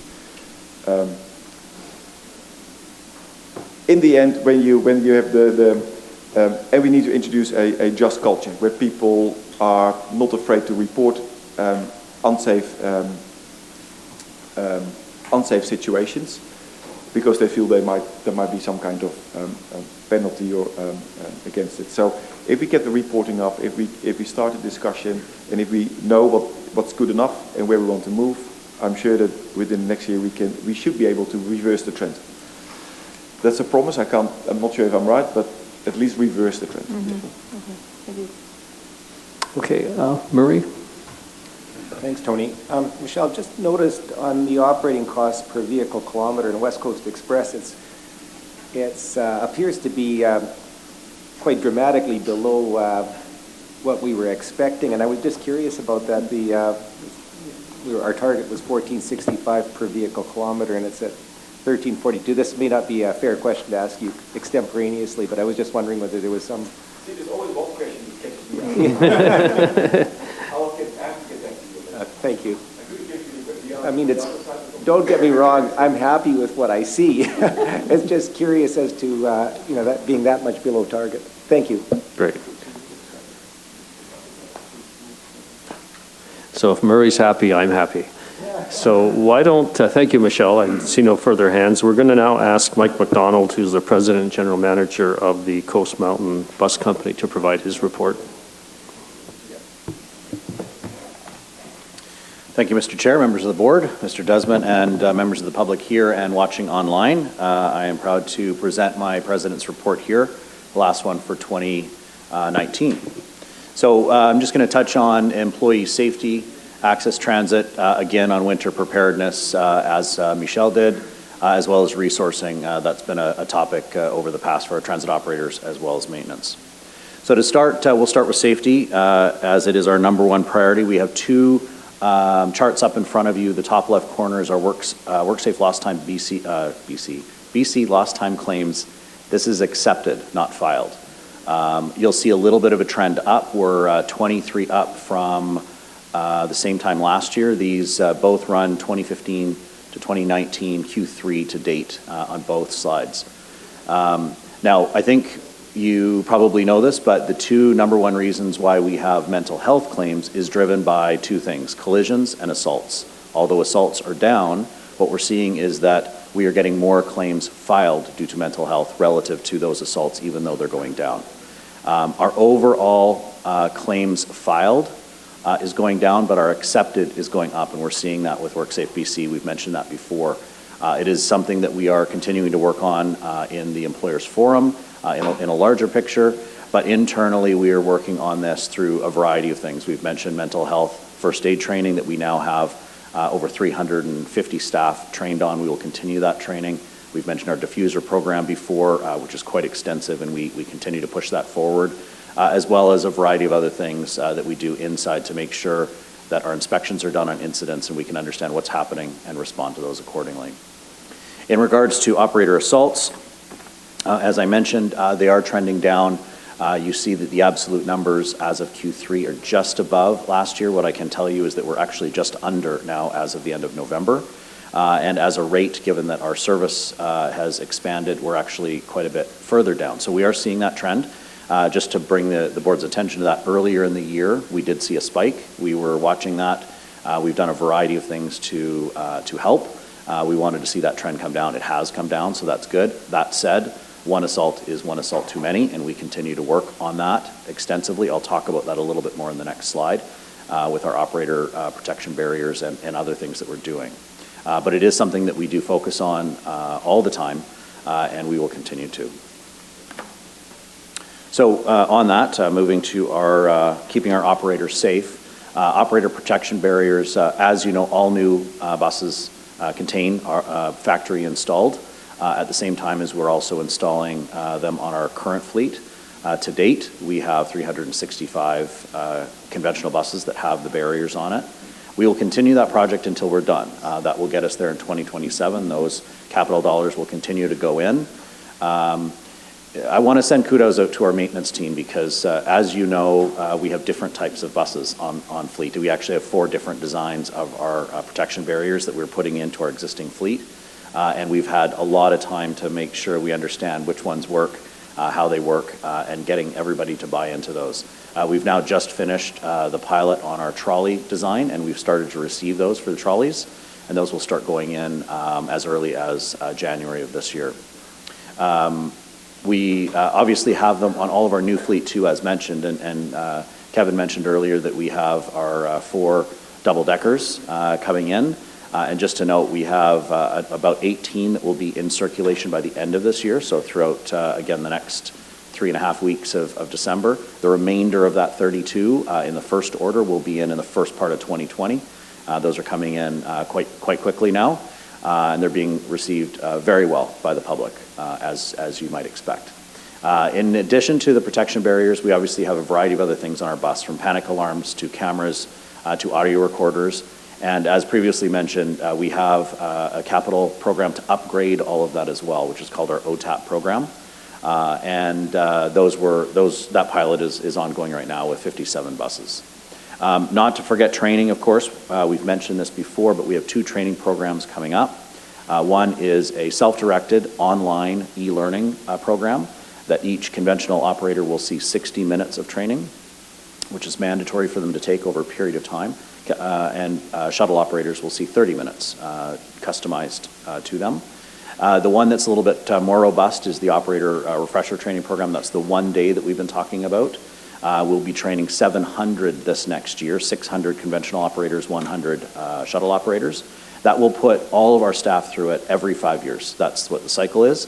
We will be implementing the simulator that Kevin mentioned earlier into that training.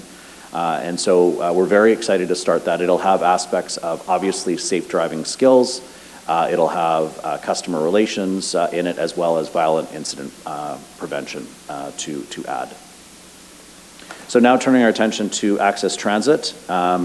On-time performance has been one of the big things that we've been focusing on here. We've done some retiming in the speeds relative to a variety of the depots serving that area. You see in Q3, we did that with the North Shore. In Q4, we've done that with another several areas. It's to make sure that we understand how long the trips are taking so that we can do the schedule properly.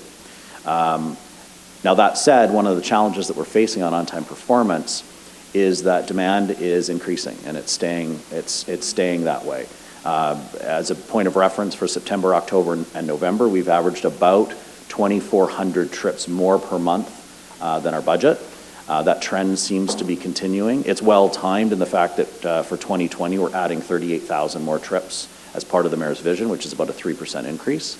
And we're going to track that. We're going to see where that demand is. Obviously, we have more demand on taxis as well, which we've talked about, and we're working with the taxi associations to ensure that their training, their education, their information also is taken up a notch, and that's an active conversation with them.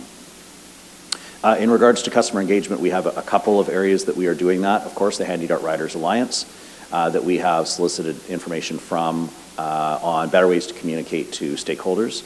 And we're doing engagement sessions in the public. As you see, there are 2 that were done in Q2 and 2 upcoming in Q4 as we speak. So again, it wouldn't be a December meeting here if we didn't talk about winter preparedness. We do have what we launched 3 years ago, our tire socks. We are again right-sizing them to get more mileage out of them. Right now, they're tracking about 40 kilometers. We're expecting about double that, so about 80 kilometers of use. It's still, unfortunately, not that far. However, they work very well, and the deployment has worked well. So we've deployed those again this will be our 3rd year on the SFU runs and the 2nd year on the North Shore runs on the 210 and the 246. We are starting a snow desk. We've done aspects of this before. Really what this means is a specific small group that's focused in extreme weather events to ensure that transit communications can keep up with all of the communication that has to happen internally and externally. It is quite a minute by minute, second by second situation when we have an extreme weather event, and so we're sharpening our pencil on how we do that, and we're excited about that as well. For Handy Dart, obviously, we learned a lot through the last weather system that came through last year. And we're going to continue to put those into place. So we have more formality around road checks on conditions that are more challenging, as well as partner communications. We learned a lot this last year. We're going to implement that again this year. And we're targeting difficult locations a little bit earlier.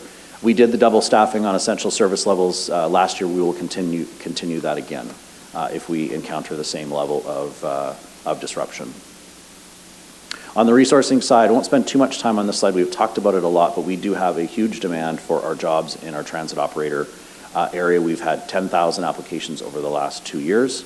Our last hiring fair on September 28th, we had more than 1,200 people invited, almost 500 that went through, and those individuals will be starting their training as we speak all the way through into spring of 2020.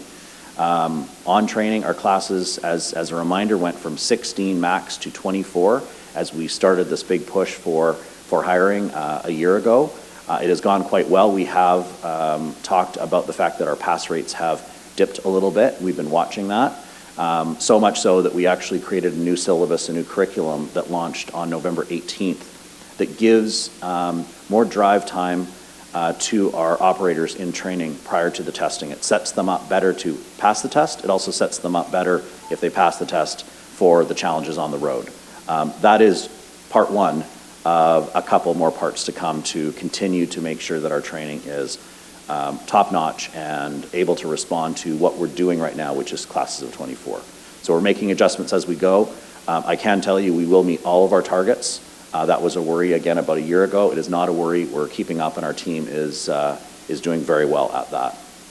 As it pertains to maintenance resourcing, again, this is something we've been very public about. We need to compete more in the market for skilled trades. We have vacancies there that we don't want. We want to fill that. One of the areas that we had was the process by which we recruit, and we've been having a great set of workshops in a lean review with HR here at TransLink. And what we've done is we've taken down from 86 days from the start of the process to an offer of employment to 20 days to a conditional offer of employment. What that does is it allows us to catch the great applicants early before our competing companies that are also looking for those skilled trades catch them. We have to implement a variety of things to get to that, and we're working with HR on that. But those are very exciting times that we can compete better in the skilled trades area than our competitors in this market. Obviously, we want to do more things, as I have up there, reevaluating our screening process, updating interview guides, and of course, overall, a development of a talent management program. Our apprentice program, our homegrown program that we have here is going very well. We have 41 apprentices in it as of right now, and we expect 20 graduates in 2020. So that's exciting. And again, I'd be remiss if I didn't mention, as was mentioned at the beginning, we did finish our collective bargaining process with Unifor, Local 111 and 2200. Earlier this week on Wednesday, the Coast Mountain Bus Company Board ratified the agreement. And as you all know, last night, Unifor ratified the agreement with a vote of 84% for yes. This closes the chapter on what I will say was a very challenging time for our organization. And I did want to point out that both sides on this, all of our employees worked incredibly hard, whether it was the bargaining teams that were working hard, whether it was people working in the background to plan for alternate changes to service disruptions, whether it was people that were just doing their job every single day. And I want to thank the staff that were involved in all levels. Everybody did a stellar job through a very, very challenging time. However, the chapter closes and the next one opens. We have a very, very busy year ahead of us. We're launching all the rapid bus lines that were mentioned earlier in January. Our fleet is changing as we speak. We're putting plans in place, as was mentioned, around low carbon fleet strategy and all of the things to come in 2020 and beyond. And we're very excited to be in the stage where we are looking forward with excitement and promise that the future does hold, because it is a lot of change and a lot of excitement, and so we're very glad to be in that. And that concludes my report.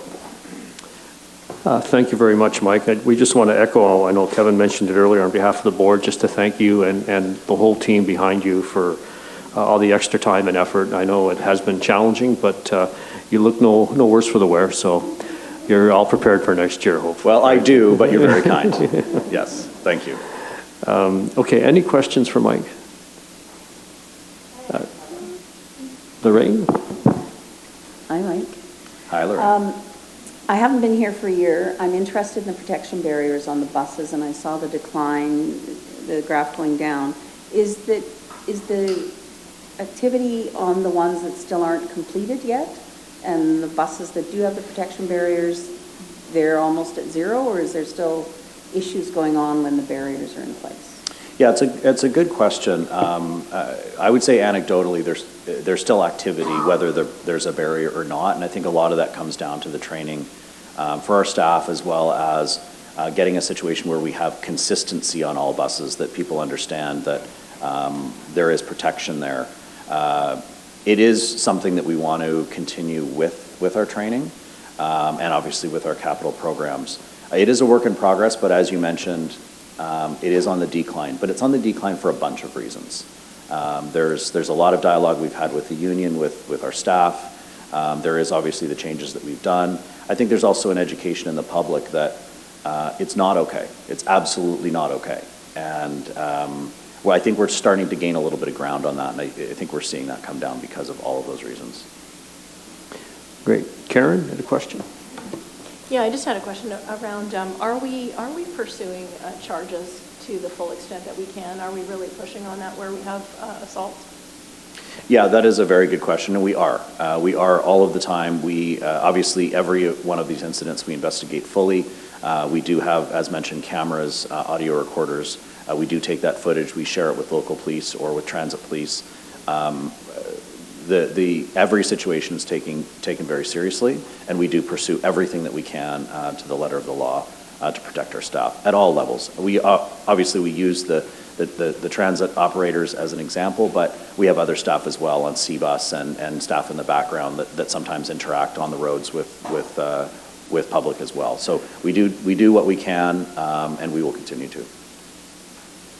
And so do we get cooperation from law enforcement in pressing for charges?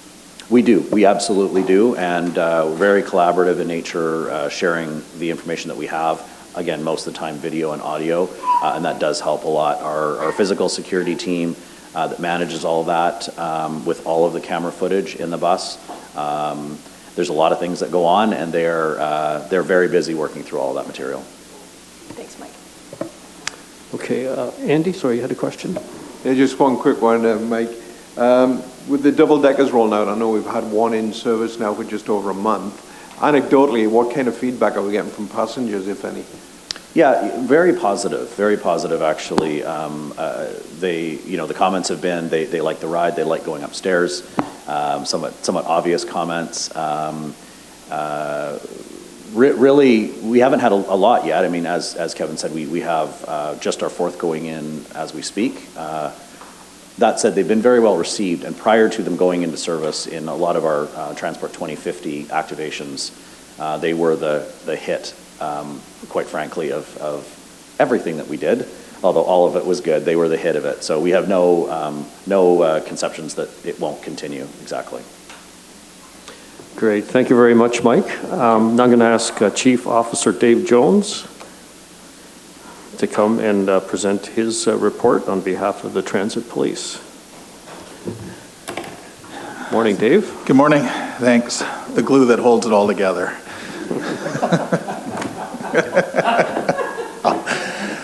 So just to start off with it, just in answer to board member Karen, your question there on assaults, there was actually a court case just referred to the other day in the media where a bus driver had been assaulted, and people might have viewed it as a minor type of assault where it was the touching of the leg while the bus was in operation, and the judge convicted the person, making very specific comments that unwanted touching is unwanted touching, and doing it to a person who's operating a bus that's full of people even makes it riskier. So it was good to see not only had the charges gone through, but the courts had taken and commented on the seriousness of, I want to say assaulting a person, what other people might have thought was perhaps minor in terms of it, but found, I don't have a sentence on it, but it is something that we take seriously each time it comes on. And perhaps part of the presentation today will focus on the idea that there are cameras in the stations, on the buses, and the chances of getting caught or apprehended if you're going to do something wrong in around the transportation system is rather high, as opposed to it. Anonymity's lost almost when you come into it.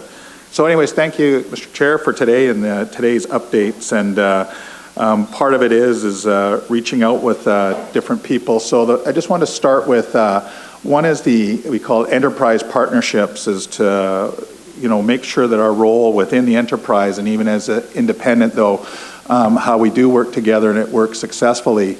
As you may recall, earlier in the year and at one of the first board meetings I attended, we spoke about wire theft becoming an issue and how we were educating the public, both to make sure that about safety concerns should wires be stolen, but of course the impact on the system and repairs.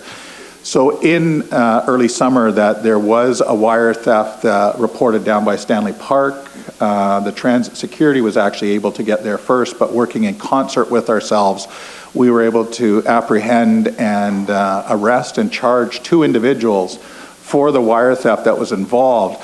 But to show you what impact just a limited group of people can have is since that arrest at that time, there have been no more wire thefts reported to us at the transit police. So it's a good news. Unfortunately, the type of theft doesn't leave a lot other than to match what kind of happened before, but we did a full workup on the theft that had occurred, and we're able to get charges there and then look back on other matters to ensure that if there was an opportunity to lay additional charges, we would have. Part of our role also is that I try to define it as that transit police are not alone in security on the system here. We work a lot with BCRT staff and the transit and the Coast Mountain staff as well, and we train each other on almost what we're looking for and what's happening. So we did a lot in the last quarter here on how to identify sexual offending or inappropriate behaviors or signs to look for within individuals who might be on the system, to alert ourselves or others to it, and to hopefully, bring that awareness higher. Like we'd like to say, at 500,000 people using the system a day, we have 500,000 people who are actually our eyes and ears out there for what's going on, and the staff further enhance that. Other partnerships also include working with other agencies. You may see Vancouver Police and ourselves just rolled out an anti-groping campaign. It is a serious thing to start looking at the behaviors of individuals in public spaces, which includes public transportation. Stats Canada has just come out with a report on the type of behaviors, I would call it inappropriate sexualized behaviors in public places, which includes transportation. And I believe they report across the country it's about a 1 in 3 for women who have found themselves either victim of an inappropriate touching or comment or behavior towards them. So that is one of our top 4 priorities, is to address that issue, and we will continue to deal with that as we head into this year as well. Just so aware, there was always some talk about the coverage of the transit police. We do cover 24 hours a day. The system operates the late night bus, so that coverage is there 24 hours a day to ensure that any response needed, such as a late night wire theft or something on a bus, we'll get our appropriate response to it. And the partnerships, including with the enterprise, as much as we like to be looked at as that referred to as the dealing a lot with the SkyTrain, includes the buses as well. We've tried to become more focused, our attention as well, to problems at bus hubs or bus routes in terms of it. There was an example recently of one, I would say, in an outer city area, and we're working very successfully with transit security, the bus operators, and that we were able to address the concerns on it by basically making a project out of it and paying attention to it. That is something that we look at as the system expands as well. We talk about expansion.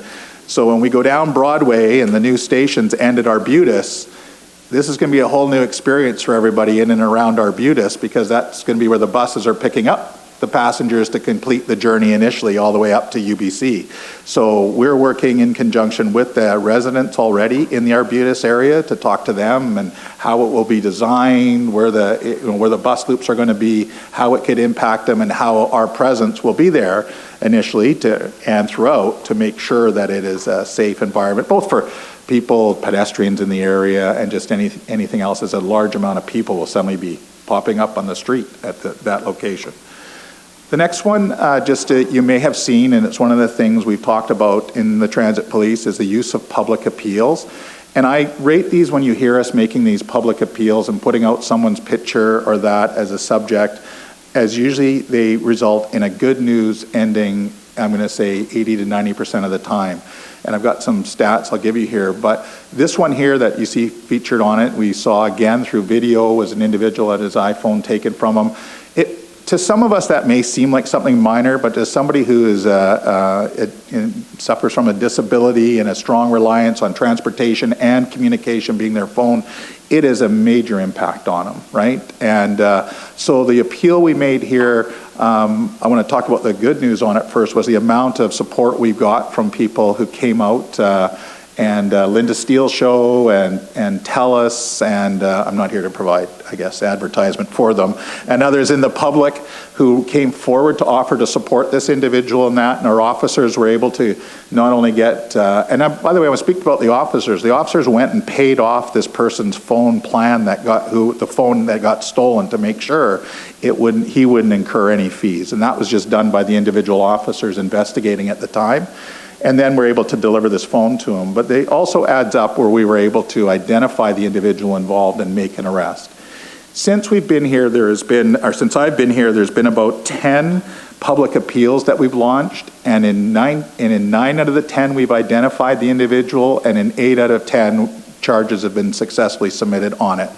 And the reason I bring that to the attention is that the SkyTrain system, the platforms, and now as we see the new cars coming in, have cameras within them, the buses are having that within them, and that is a huge tool in helping us successfully and quickly bring these matters to a conclusion. And that includes in and around the system. When we make these appeals, we get a lot of people calling in, and I don't want to say exactly, but they come from a very unique types of setting who want to, whether it be former teachers, disgruntled spouses are usually good to call in on someone if they know them to call in and do that. But we get a lot of feedback from a wide variety of people. So we thank the public also for that part of paying attention to what comes on here.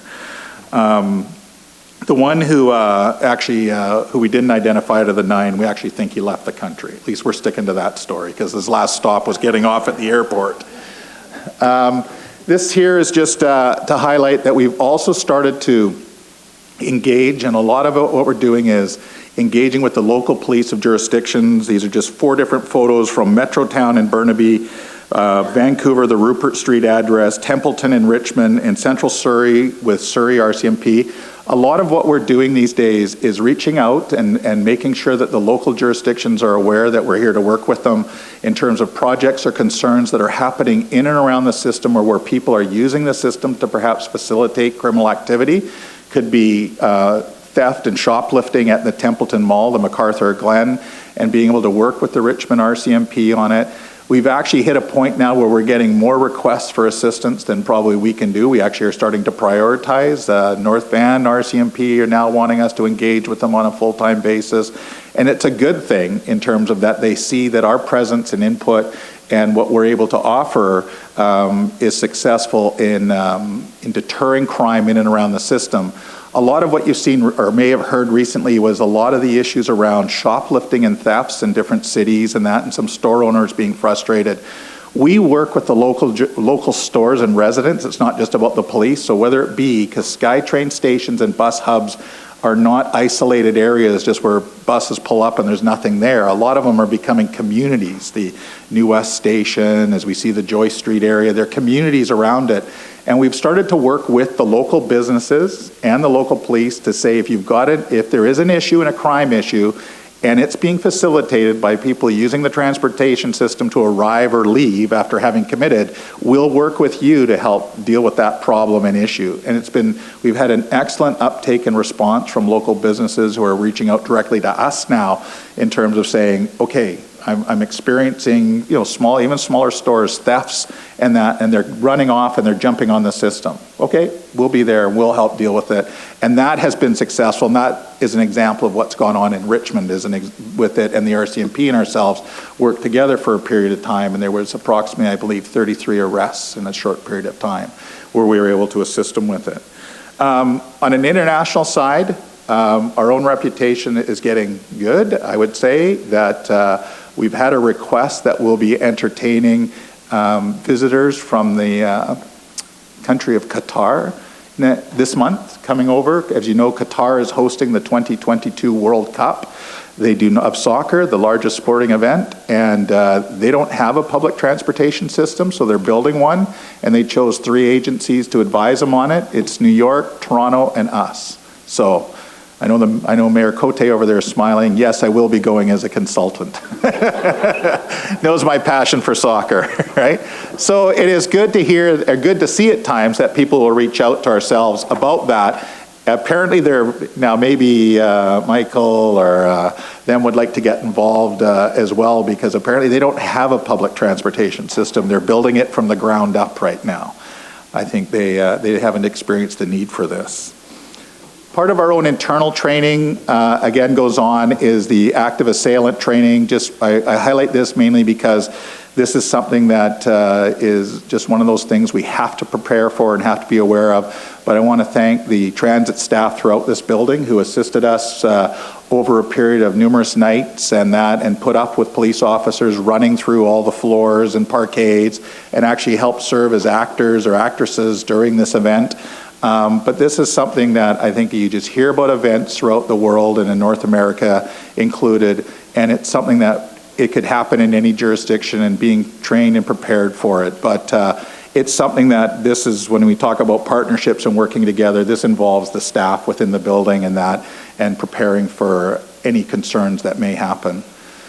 The other one here is, this just highlights the number of special events that are occurring and some of the draws that are happening on this. The big photo is a end of an evening celebration of lights. You can see that's down at Waterfront, and you have big signs saying C-Bus or Expo Line, and the amount of people that we move at big events. And so these are planned events that occur. These are the ones we know about. They could be a Canada Day, it could be a New Year's Eve, it could be a celebration of lights, it could be Faded in the Park out at Holland Park in Surrey.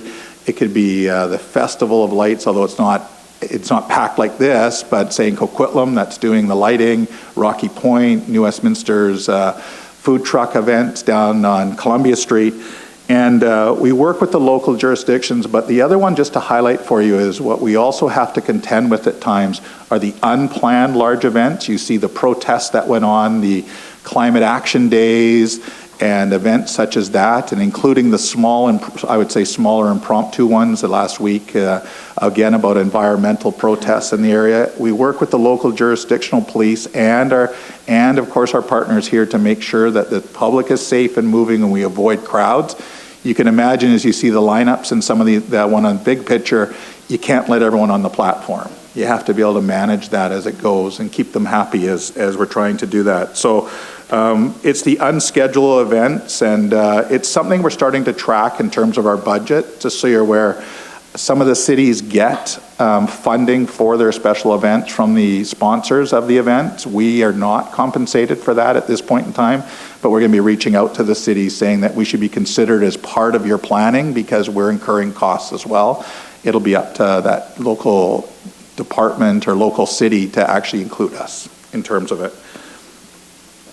Next is just quick, if you're talking, the only concern we have with regards to crime or any crime being up at this point in time is thefts. I'd call it minor thefts, like the pickpocketing, the theft of electronic devices, and bike thefts in around the system. We're not experiencing any increase in what I call major problems, such as sex assault, assaults on drivers. We've been able to hold that. We do have campaigns in place to address this, both through social media, our own media attention, and deployment of resources in terms of it. Lastly, just heading into this quickly, is that we're looking at our service delivery model review. This will also take into effect how we deliver services. The Community Safety Officer pilot program has made its way through the Transit Police Board. We're moving on to the next steps of application, bringing it in terms of it, the expansion of the system, and that includes the bus routes. So we know that there'll be new bus routes down 152nd and that as they come in, and I mentioned the Arbutus area, and we are planning our strategic plan is undergoing a review in 2020 for a fresh one to start in 2021, and yourselves will be actively engaged, hopefully, or consulted on it at some point in time. So we're at the beginning stages, so you haven't missed out on anything exciting as of yet. And that is it, other than to tell you, go back, is that I think we are within 3 people of being fully staffed. Great. Knock on wood. That's it. Well, thank you very much, Dave, for your report. I just wanted to say I've had the pleasure of golfing with Dave, so I'm glad to see he's not going to focus on soccer. That's And being a smart person, I let the board chair outshoot the game. He won. I just couldn't resist. Sorry, Dave. That's right. Anyway, thanks for that report. So we're now going to move on to any questions that, not sports questions, hopefully. But okay, Jack. It was a pleasure. It was a pleasure, yes. Just curious, more curiosity than anything. I think, first of all, it's a great story around the fellow that lost his cell phone, how the staff stepped up. I think those already is heartwarming. The only curiosity he has is you called it a theft. Was the suspect charged theft or robbery? Because to me, it looks like a robbery, not a theft. Just a curiosity. Yeah, it's, so for robbery, there has to be a form of violence or threat, and since they just took it out of the hand, it would fall into theft. If you get more of a push, a shove, or resistance, like, I know it's a fine line, but if the person can hang onto the phone and struggle a bit, it becomes a robbery. In this case here, I think regardless of it, the circumstances will be taken into full account. It said brief struggle, so it hit me as like, why is that not a robbery? But, okay, fair enough, thanks. Seeing no more hands? Great. Thank you, Dave. Thank you very much. We're going to move on to the next item in the agenda, which is the Finance and Audit Committee. We have two items under consent agenda, the Broadway Subway Project and the Patella Bridge Condition Monitoring. Any questions on those items? So we'll just accept that under consent? So moved, seconded. Favor? Opposed? Let's say it's approved unanimously then. I'm now going to turn to Sarah, who's going to give the report on behalf of Anne. Okay, on November 25th, the Audit and Finance Committee of the TransLink Board met. There were a number of reports received, including the capital engineering reports that included the Surrey Langley SkyTrain program update, as well as that major capital projects update. We also received the report on best practice considerations by the external auditor, and also received a review and ensure of adequacy of internal controls. Other reports received included a C-Bus update, an update on the real estate quarterly report, and a TransLink safety update, which was followed by quite an in-depth discussion. And as you can see today, there is quite a focus within the organization prioritization on safety, and those discussions continue into the committee meetings. The information technology update report was also provided, followed by a in-depth discussion. On audit reports, we were joined by Tony Pollard, who is the new Director of Internal and Audit and Continuous Improvement. And we received several reports, one from Annabelle Donovan, our new VP of Human Resources, as well as the update on the Continuous Improvement Project Planning update. On financial reports, we received the Enterprise Risk Management Quarterly Report, and there was no further business. Great, thank you, Sarah. Any questions for Sarah? Seeing none, we'll move on to the next item, which is the Surrey Langley SkyTrain project update. And I think we have Zanny and Jeff who will be speaking to this. Thank you, Chair, and members of the board. Surrey Langley SkyTrain is coming to a really important milestone. In January, we will be ready to submit the business case to senior government to switch the approved funding from the LRT project to the SkyTrain project. It was almost exactly a year ago that we were in this room beginning the process towards the switch. At the time, we called it a very aggressive timeline to get us here within 1 year, and thanks to Mr. Busby and his team, we've met all our marks. The report in front of you is a bit of a preview of the work we've undertaken since the July update to the board and the Mayor's Council. We've been working on agreements, additional consultation, fine-tuning the design, and I will turn it over to Jeff to walk you quickly through the report and then take any questions. Thanks, Annie. So the work that we've done was really catalyzed by the update we provided to the board and the Mayor's Council in July. We completed a significant technical program, the results of which have not made any material differences to the project scope or cost and other estimates that were provided at the July update. We've done detailed work required to complete the business case, including identifying a recommendation on the procurement model, and as Sandy mentioned, a round of public engagement that completed in the middle of November. Very significant interest in the project, strong participation in the engagement, and we're still collating the results, but I think that the typical theme was there remains support for the project and in fact enthusiasm to complete the project all the way to Langley. We'll be bringing forward the business case summary in January, and then we anticipate couple of months of review from senior government. We've already started informal engagement with them, and all signs are that that is on track for the project to be ready for an investment plan, which could be brought forward for consideration sometime next year. Happy to answer any questions about the project. Great, thank you, Jeff and Sandy. Any questions for either of them? Okay. Well, thank you for your report. I don't see any hands. So we have in the agenda, we have an option for a break for 5 minutes. We have about 30 minutes left in terms of items. Does anyone need to take a 5-minute break? Okay, seeing no hands, let's just continue then. We'll move on to the Planning and Stakeholders Committee, Relations Committee. Again, there's one item under the consent agenda, which is the early insights into the 2017 Regional Trip Diary. Any questions on that? So we'll just accept that. Okay, great, thank you. And then I'm going to turn to Murray, who's going to be speaking on behalf of Larry and providing the report from the chair. Thank you, Tony. So the Planning and Stakeholder Committee met on November 26th of this year and received a quarterly report on government relations and public affairs. Actually, Kevin's report highlighted much of the public engagement that has gone on in the region over the course of the last quarter, including the 3 Langley SkyTrain project, the T2050 transportation strategic planning process.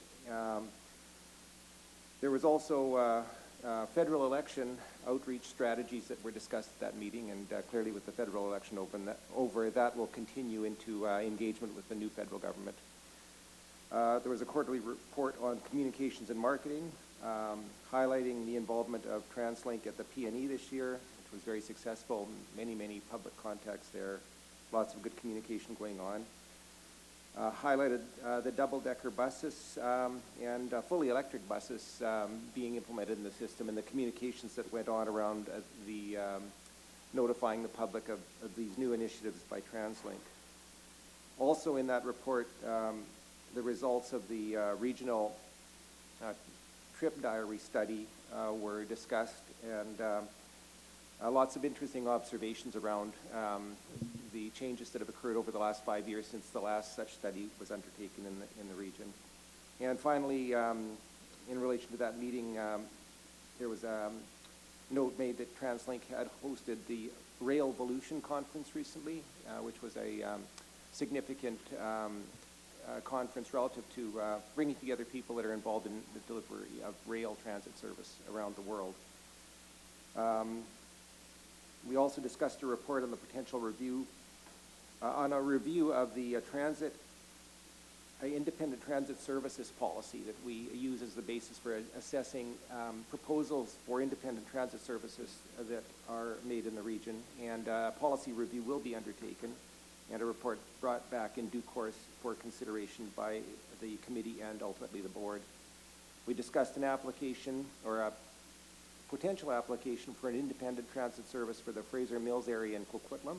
That will become an application in the future, but there was feedback sought at this time because of implications related to transit services for the Fraser Mills area, which is along the river in Coquitlam. We've already talked about the early insights. There was a report on the early insights from the 2017 Regional Trip Diary. As I said, interesting observations, and the report was attached to the agenda today. We also discussed bus stop accessibility, which was an earlier topic in this meeting, and pleased that the board has approved the recommendations of that report. Clearly, strong support from the community that will be served as a result of those recommendations. And finally, we discussed the new mobility program update, and there is a report on the agenda today that will further elaborate on that. So that's my report. Great, thank you, Murray. Any questions for Murray?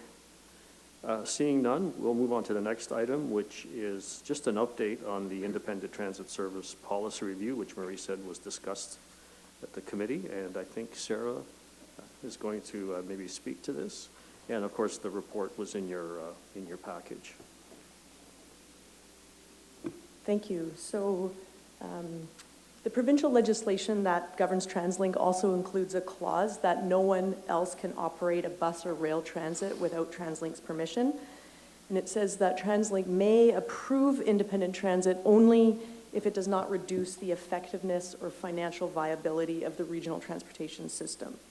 In 2012, the board adopted a policy to provide more definition to that legislation and to establish a consistent and transparent process by which we would identify, evaluate, and approve any applications for independent transit services. So over the course of since the Act, there has been 16 independent transit services approved. They've come from a variety of applicants, including local governments, nonprofits, and the private sector. These independent services receive no funding from TransLink, and our approval does not supersede their requirements for other approvals and for regulatory compliance. Since the policy was adopted in 2012, the transportation landscape has undergone, considerable change, and emerging technologies will certainly accelerate that transformation. And so I think it's worth pausing on that for a second. So while everyone is aware of the new ride-hailing companies where you hail a ride from your phone and a car picks you up and takes you to your destination, but in some cities, these companies are operating vans, and when you request a ride, it directs you to walk to the nearby street or intersection where multiple people get on, and then you make multiple stops during your trip on your way to your destination, dropping people off or on and picking up others. And that sure looks and feels like transit. And so it's also increasingly the case that people are realizing that customers, employees, property buyers want to have transit options. And as a public agency with defined revenues, we simply can't put out transit service whenever one is requested, even though we might want to. And there's been recent situations where local municipalities are only prepared to approve development applications if there's an acceptable level of transit service to that development. And so many developers are coming to us asking for options. And regardless of municipal requirements, there are just developers that realize that the level of transit service provided makes a big difference in the value of the property and the attractiveness of that location. And businesses realize that having transit service makes a big difference in their ability to recruit and retain employees. And so increasingly these private interests are approaching us to find out their options and also to develop service partnerships. And they're willing to step up in a financial way to help get increased transit service to their locations. And so given that all of this is happening and we're looking at a service partnerships policy and these changes over the course of 2020, we will be doing an update of the independent transit service policy to make sure that it's updated to reflect current realities. Great, thank you, Sarah. Any questions for Sarah? Okay. Great seeing no hands. Thank you, Sarah. I know it was really had a good discussion at the committee level, so I'm sure all the questions were raised there from the board members. So we'll move on to our next item, which is the New Mobility Program update. And I think Andrew, there he is going to speak to this. Yes, thank you, Chair. I have a short presentation here, verbal presentation to accompany the report, just giving an update on the range of initiatives under the banner of New Mobility or TransLink Tomorrow. The first thing I wanted to highlight is some of the initial initiatives that have come out of the 2018 Open Innovation Call, which was the first Open Innovation Call that we launched at TransLink, looking for ways for us as an organization to more nimbly partner with private sector players, entrepreneurs, industry, and the theme of that first Open Innovation Call was around making multimodal travel more seamless. So there's two initiatives that are now well underway. The first is a partnership with Moto, Evo, and Mobi, car sharing and bike sharing, which has been really focused around prototyping a shared mobility compass card which has just been released now to 12 different companies and 200 employees that are helping us test this concept as a prototype. And it's important to emphasize that this is really just a sort of an initial manual kind of, there are a lot of manual workaround systems that we're doing to kind of simulate what ultimately a solution could look like once we've invested in some more technology to upgrade our fare payment system to make this possible at scale. But for now, this is really showing that, that there's some interest, and we hope through the prototype to learn sort of what user behavior changes there are and what benefits both the companies and the individual travelers find in making payment and booking more seamless. The second partnership is with local ride matching app, Papa Ride. We launched a campaign with them at the end of October. So it's an app-assisted carpool matching platform, and we're promoting it for commuters traveling between Abbotsford and Metro Vancouver with the goal of trying to get a critical mass of people. With these sorts of things, you need a bit of a network effect. The more people on a platform, the more useful it is. And so Papa Ride, also through this Open Innovation Call, we have a marketing partnership with them, and we'll have some results, I think, at the next board cycle to share with you on how that has gone. The 2019 Open Innovation Call closed in spring of this year. The challenge there was around improving the customer experience at transit stops, stations, and exchanges. And we've received, I think, about 45 proposals, and we've got a short list of proposals that we're going through right now. So we're looking to announce those in early January, some more exciting partnerships on the horizon.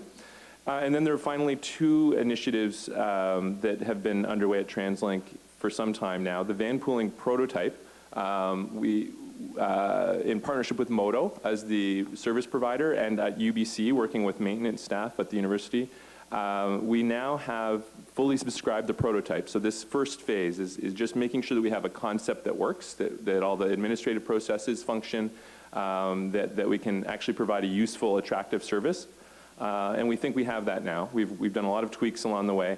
So we're looking to scale and going out to market in early 2020 to look at a pilot phase at a larger scale with more employment sites and a larger number of vans. One of the key things we're going to need to resolve, though, is the payment solution. Right now, it's also a bit of a manual workaround. So we'll be looking at that. And finally, the on-demand transit prototype. With delivery partners, Tap Ride was our technology platform, and we worked with First Transit on Bowen Island to, over the course of the summer, take our first foray into seeing if we could deliver an on-demand, demand-responsive transit service. We had a good experience there, and generally very positive feedback. So we are looking. The goal there was to see if we could make the concept work and understand what some of the operational, technical, and customer issues were, so that as we go to scale, we can make sure we are doing it as effectively as possible. So we're also looking to go out to market in early 2020 and look at being able to replicate that same concept in a couple different places in the region, a couple different use cases. And some of the things we learned from that prototype was really the importance of having a really seamless app user experience. That's the main way that people are interacting with the service, and if it's a bit clunky, they tend to get turned off. Looking for opportunities to make it as cost efficient as possible, with the goal really being providing better customer service and reduced wait times at the same cost that the equivalent fixed route service would be. And that's a bit of a challenge. I think it's a bit of a balancing act. So we'll be looking for the best opportunities to do that. And the last piece was around having some backup service options in the event that wait times are too long. We found on Bowen, most of the vast majority of customers were able to have a vehicle pick them up within 15 minutes of booking the trip, but there were a few, just a handful, that had very long waits. And so in that case, having a partnership with taxis or TNCs to be able to deploy them to take care of those kind of outside cases would really make the service more reliable for more customers. So with that, Chair, I'll invite any questions. Great, thank you, Andrew. Any questions for Andrew? See Marcella has. Thanks, Andrew. Is there, with regard to the on-demand transit service, is there an ideal type of community that works? And I know Bowen Island was an enclosed environment. Is there an environment that you look for to make this successful? Yeah, that's a very good question. And that's something that when we go out to market, we'll actually be looking to work with the possible vendors or suppliers to ask them that question as well, where this is still sort of new for us, and we think there are a number of use cases where it would make most sense, but we need to refine our analytical capabilities. But I can tell you generally, it's lower density, lower demand areas where the ridership is not so high that it would, that the fixed route service has a lot of ridership. And ideally places where the road network is relatively connected, so there are a lot of route options. On Bowen, there aren't that many roads, so there wasn't actually a lot of variation in on-demand versus fixed route. And the other key challenge is having a well-defined geography. If you're just operating on-demand service in one area, but it's part of a broader fixed route network, people need to understand in their mind, their sort of mental map, to understand where that service is. So it's the other big challenge. Yep. Great. Any other questions, Lorraine? Andrew, I think this is a really clever program, and I'm excited to see that 2 of them have actually started to bear fruit along with some of the work that we've been doing here. I'm wondering now, with your next innovation call, are you going to try and do more than 2, or is 2 kind of what you feel you can kind of work on along with what's already in the pipeline?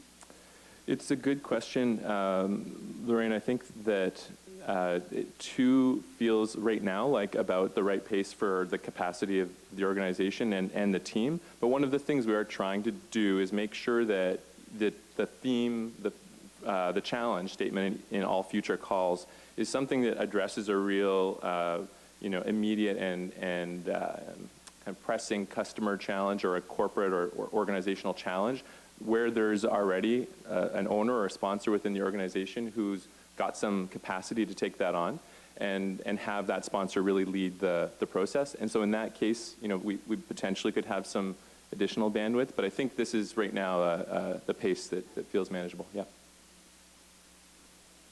Great. Seeing no other hands, thank you, Andrew. Thank you. So we're now down to the last item on our agenda, which is an update on the Human Resources and Governance Committee. And Marcella, you're going to provide that update to us? Oh, thank you, Tony. We reviewed a number of things, of course. One of the large ones we reviewed was the quarterly report that we received from the Vice President. And it covered a number of issues, including our employee numbers, our turnover, talent management programs, our transit operator recruitment, which we've already heard a lot about, our in-house training programs, our learning management systems, diversity, inclusion, and succession within the exempt team of employees. We then reviewed new director orientation, which we decided could be cut back significantly because our new board member. I'm sorry, the committee decided you're not going to get it. We had good discussion about that. We talked about the board self-evaluation process. Did not land on one, but we will progress it. We looked at the pyramid work plan that we've been working with for some period of time and discussed how that served as a good a process for us to sort out what the priorities for the board were going into the next year, and there'll be more development on that as we go forward over the next months and into 2020.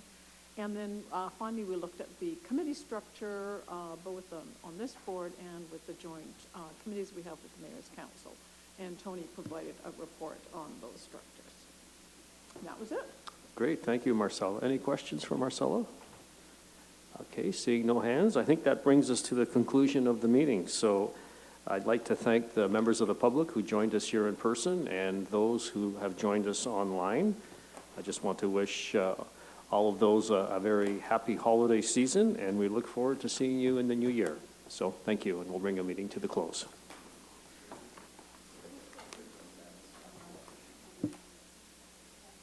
Okay. We've never ended early before. Also glad. Yeah, I'm about there.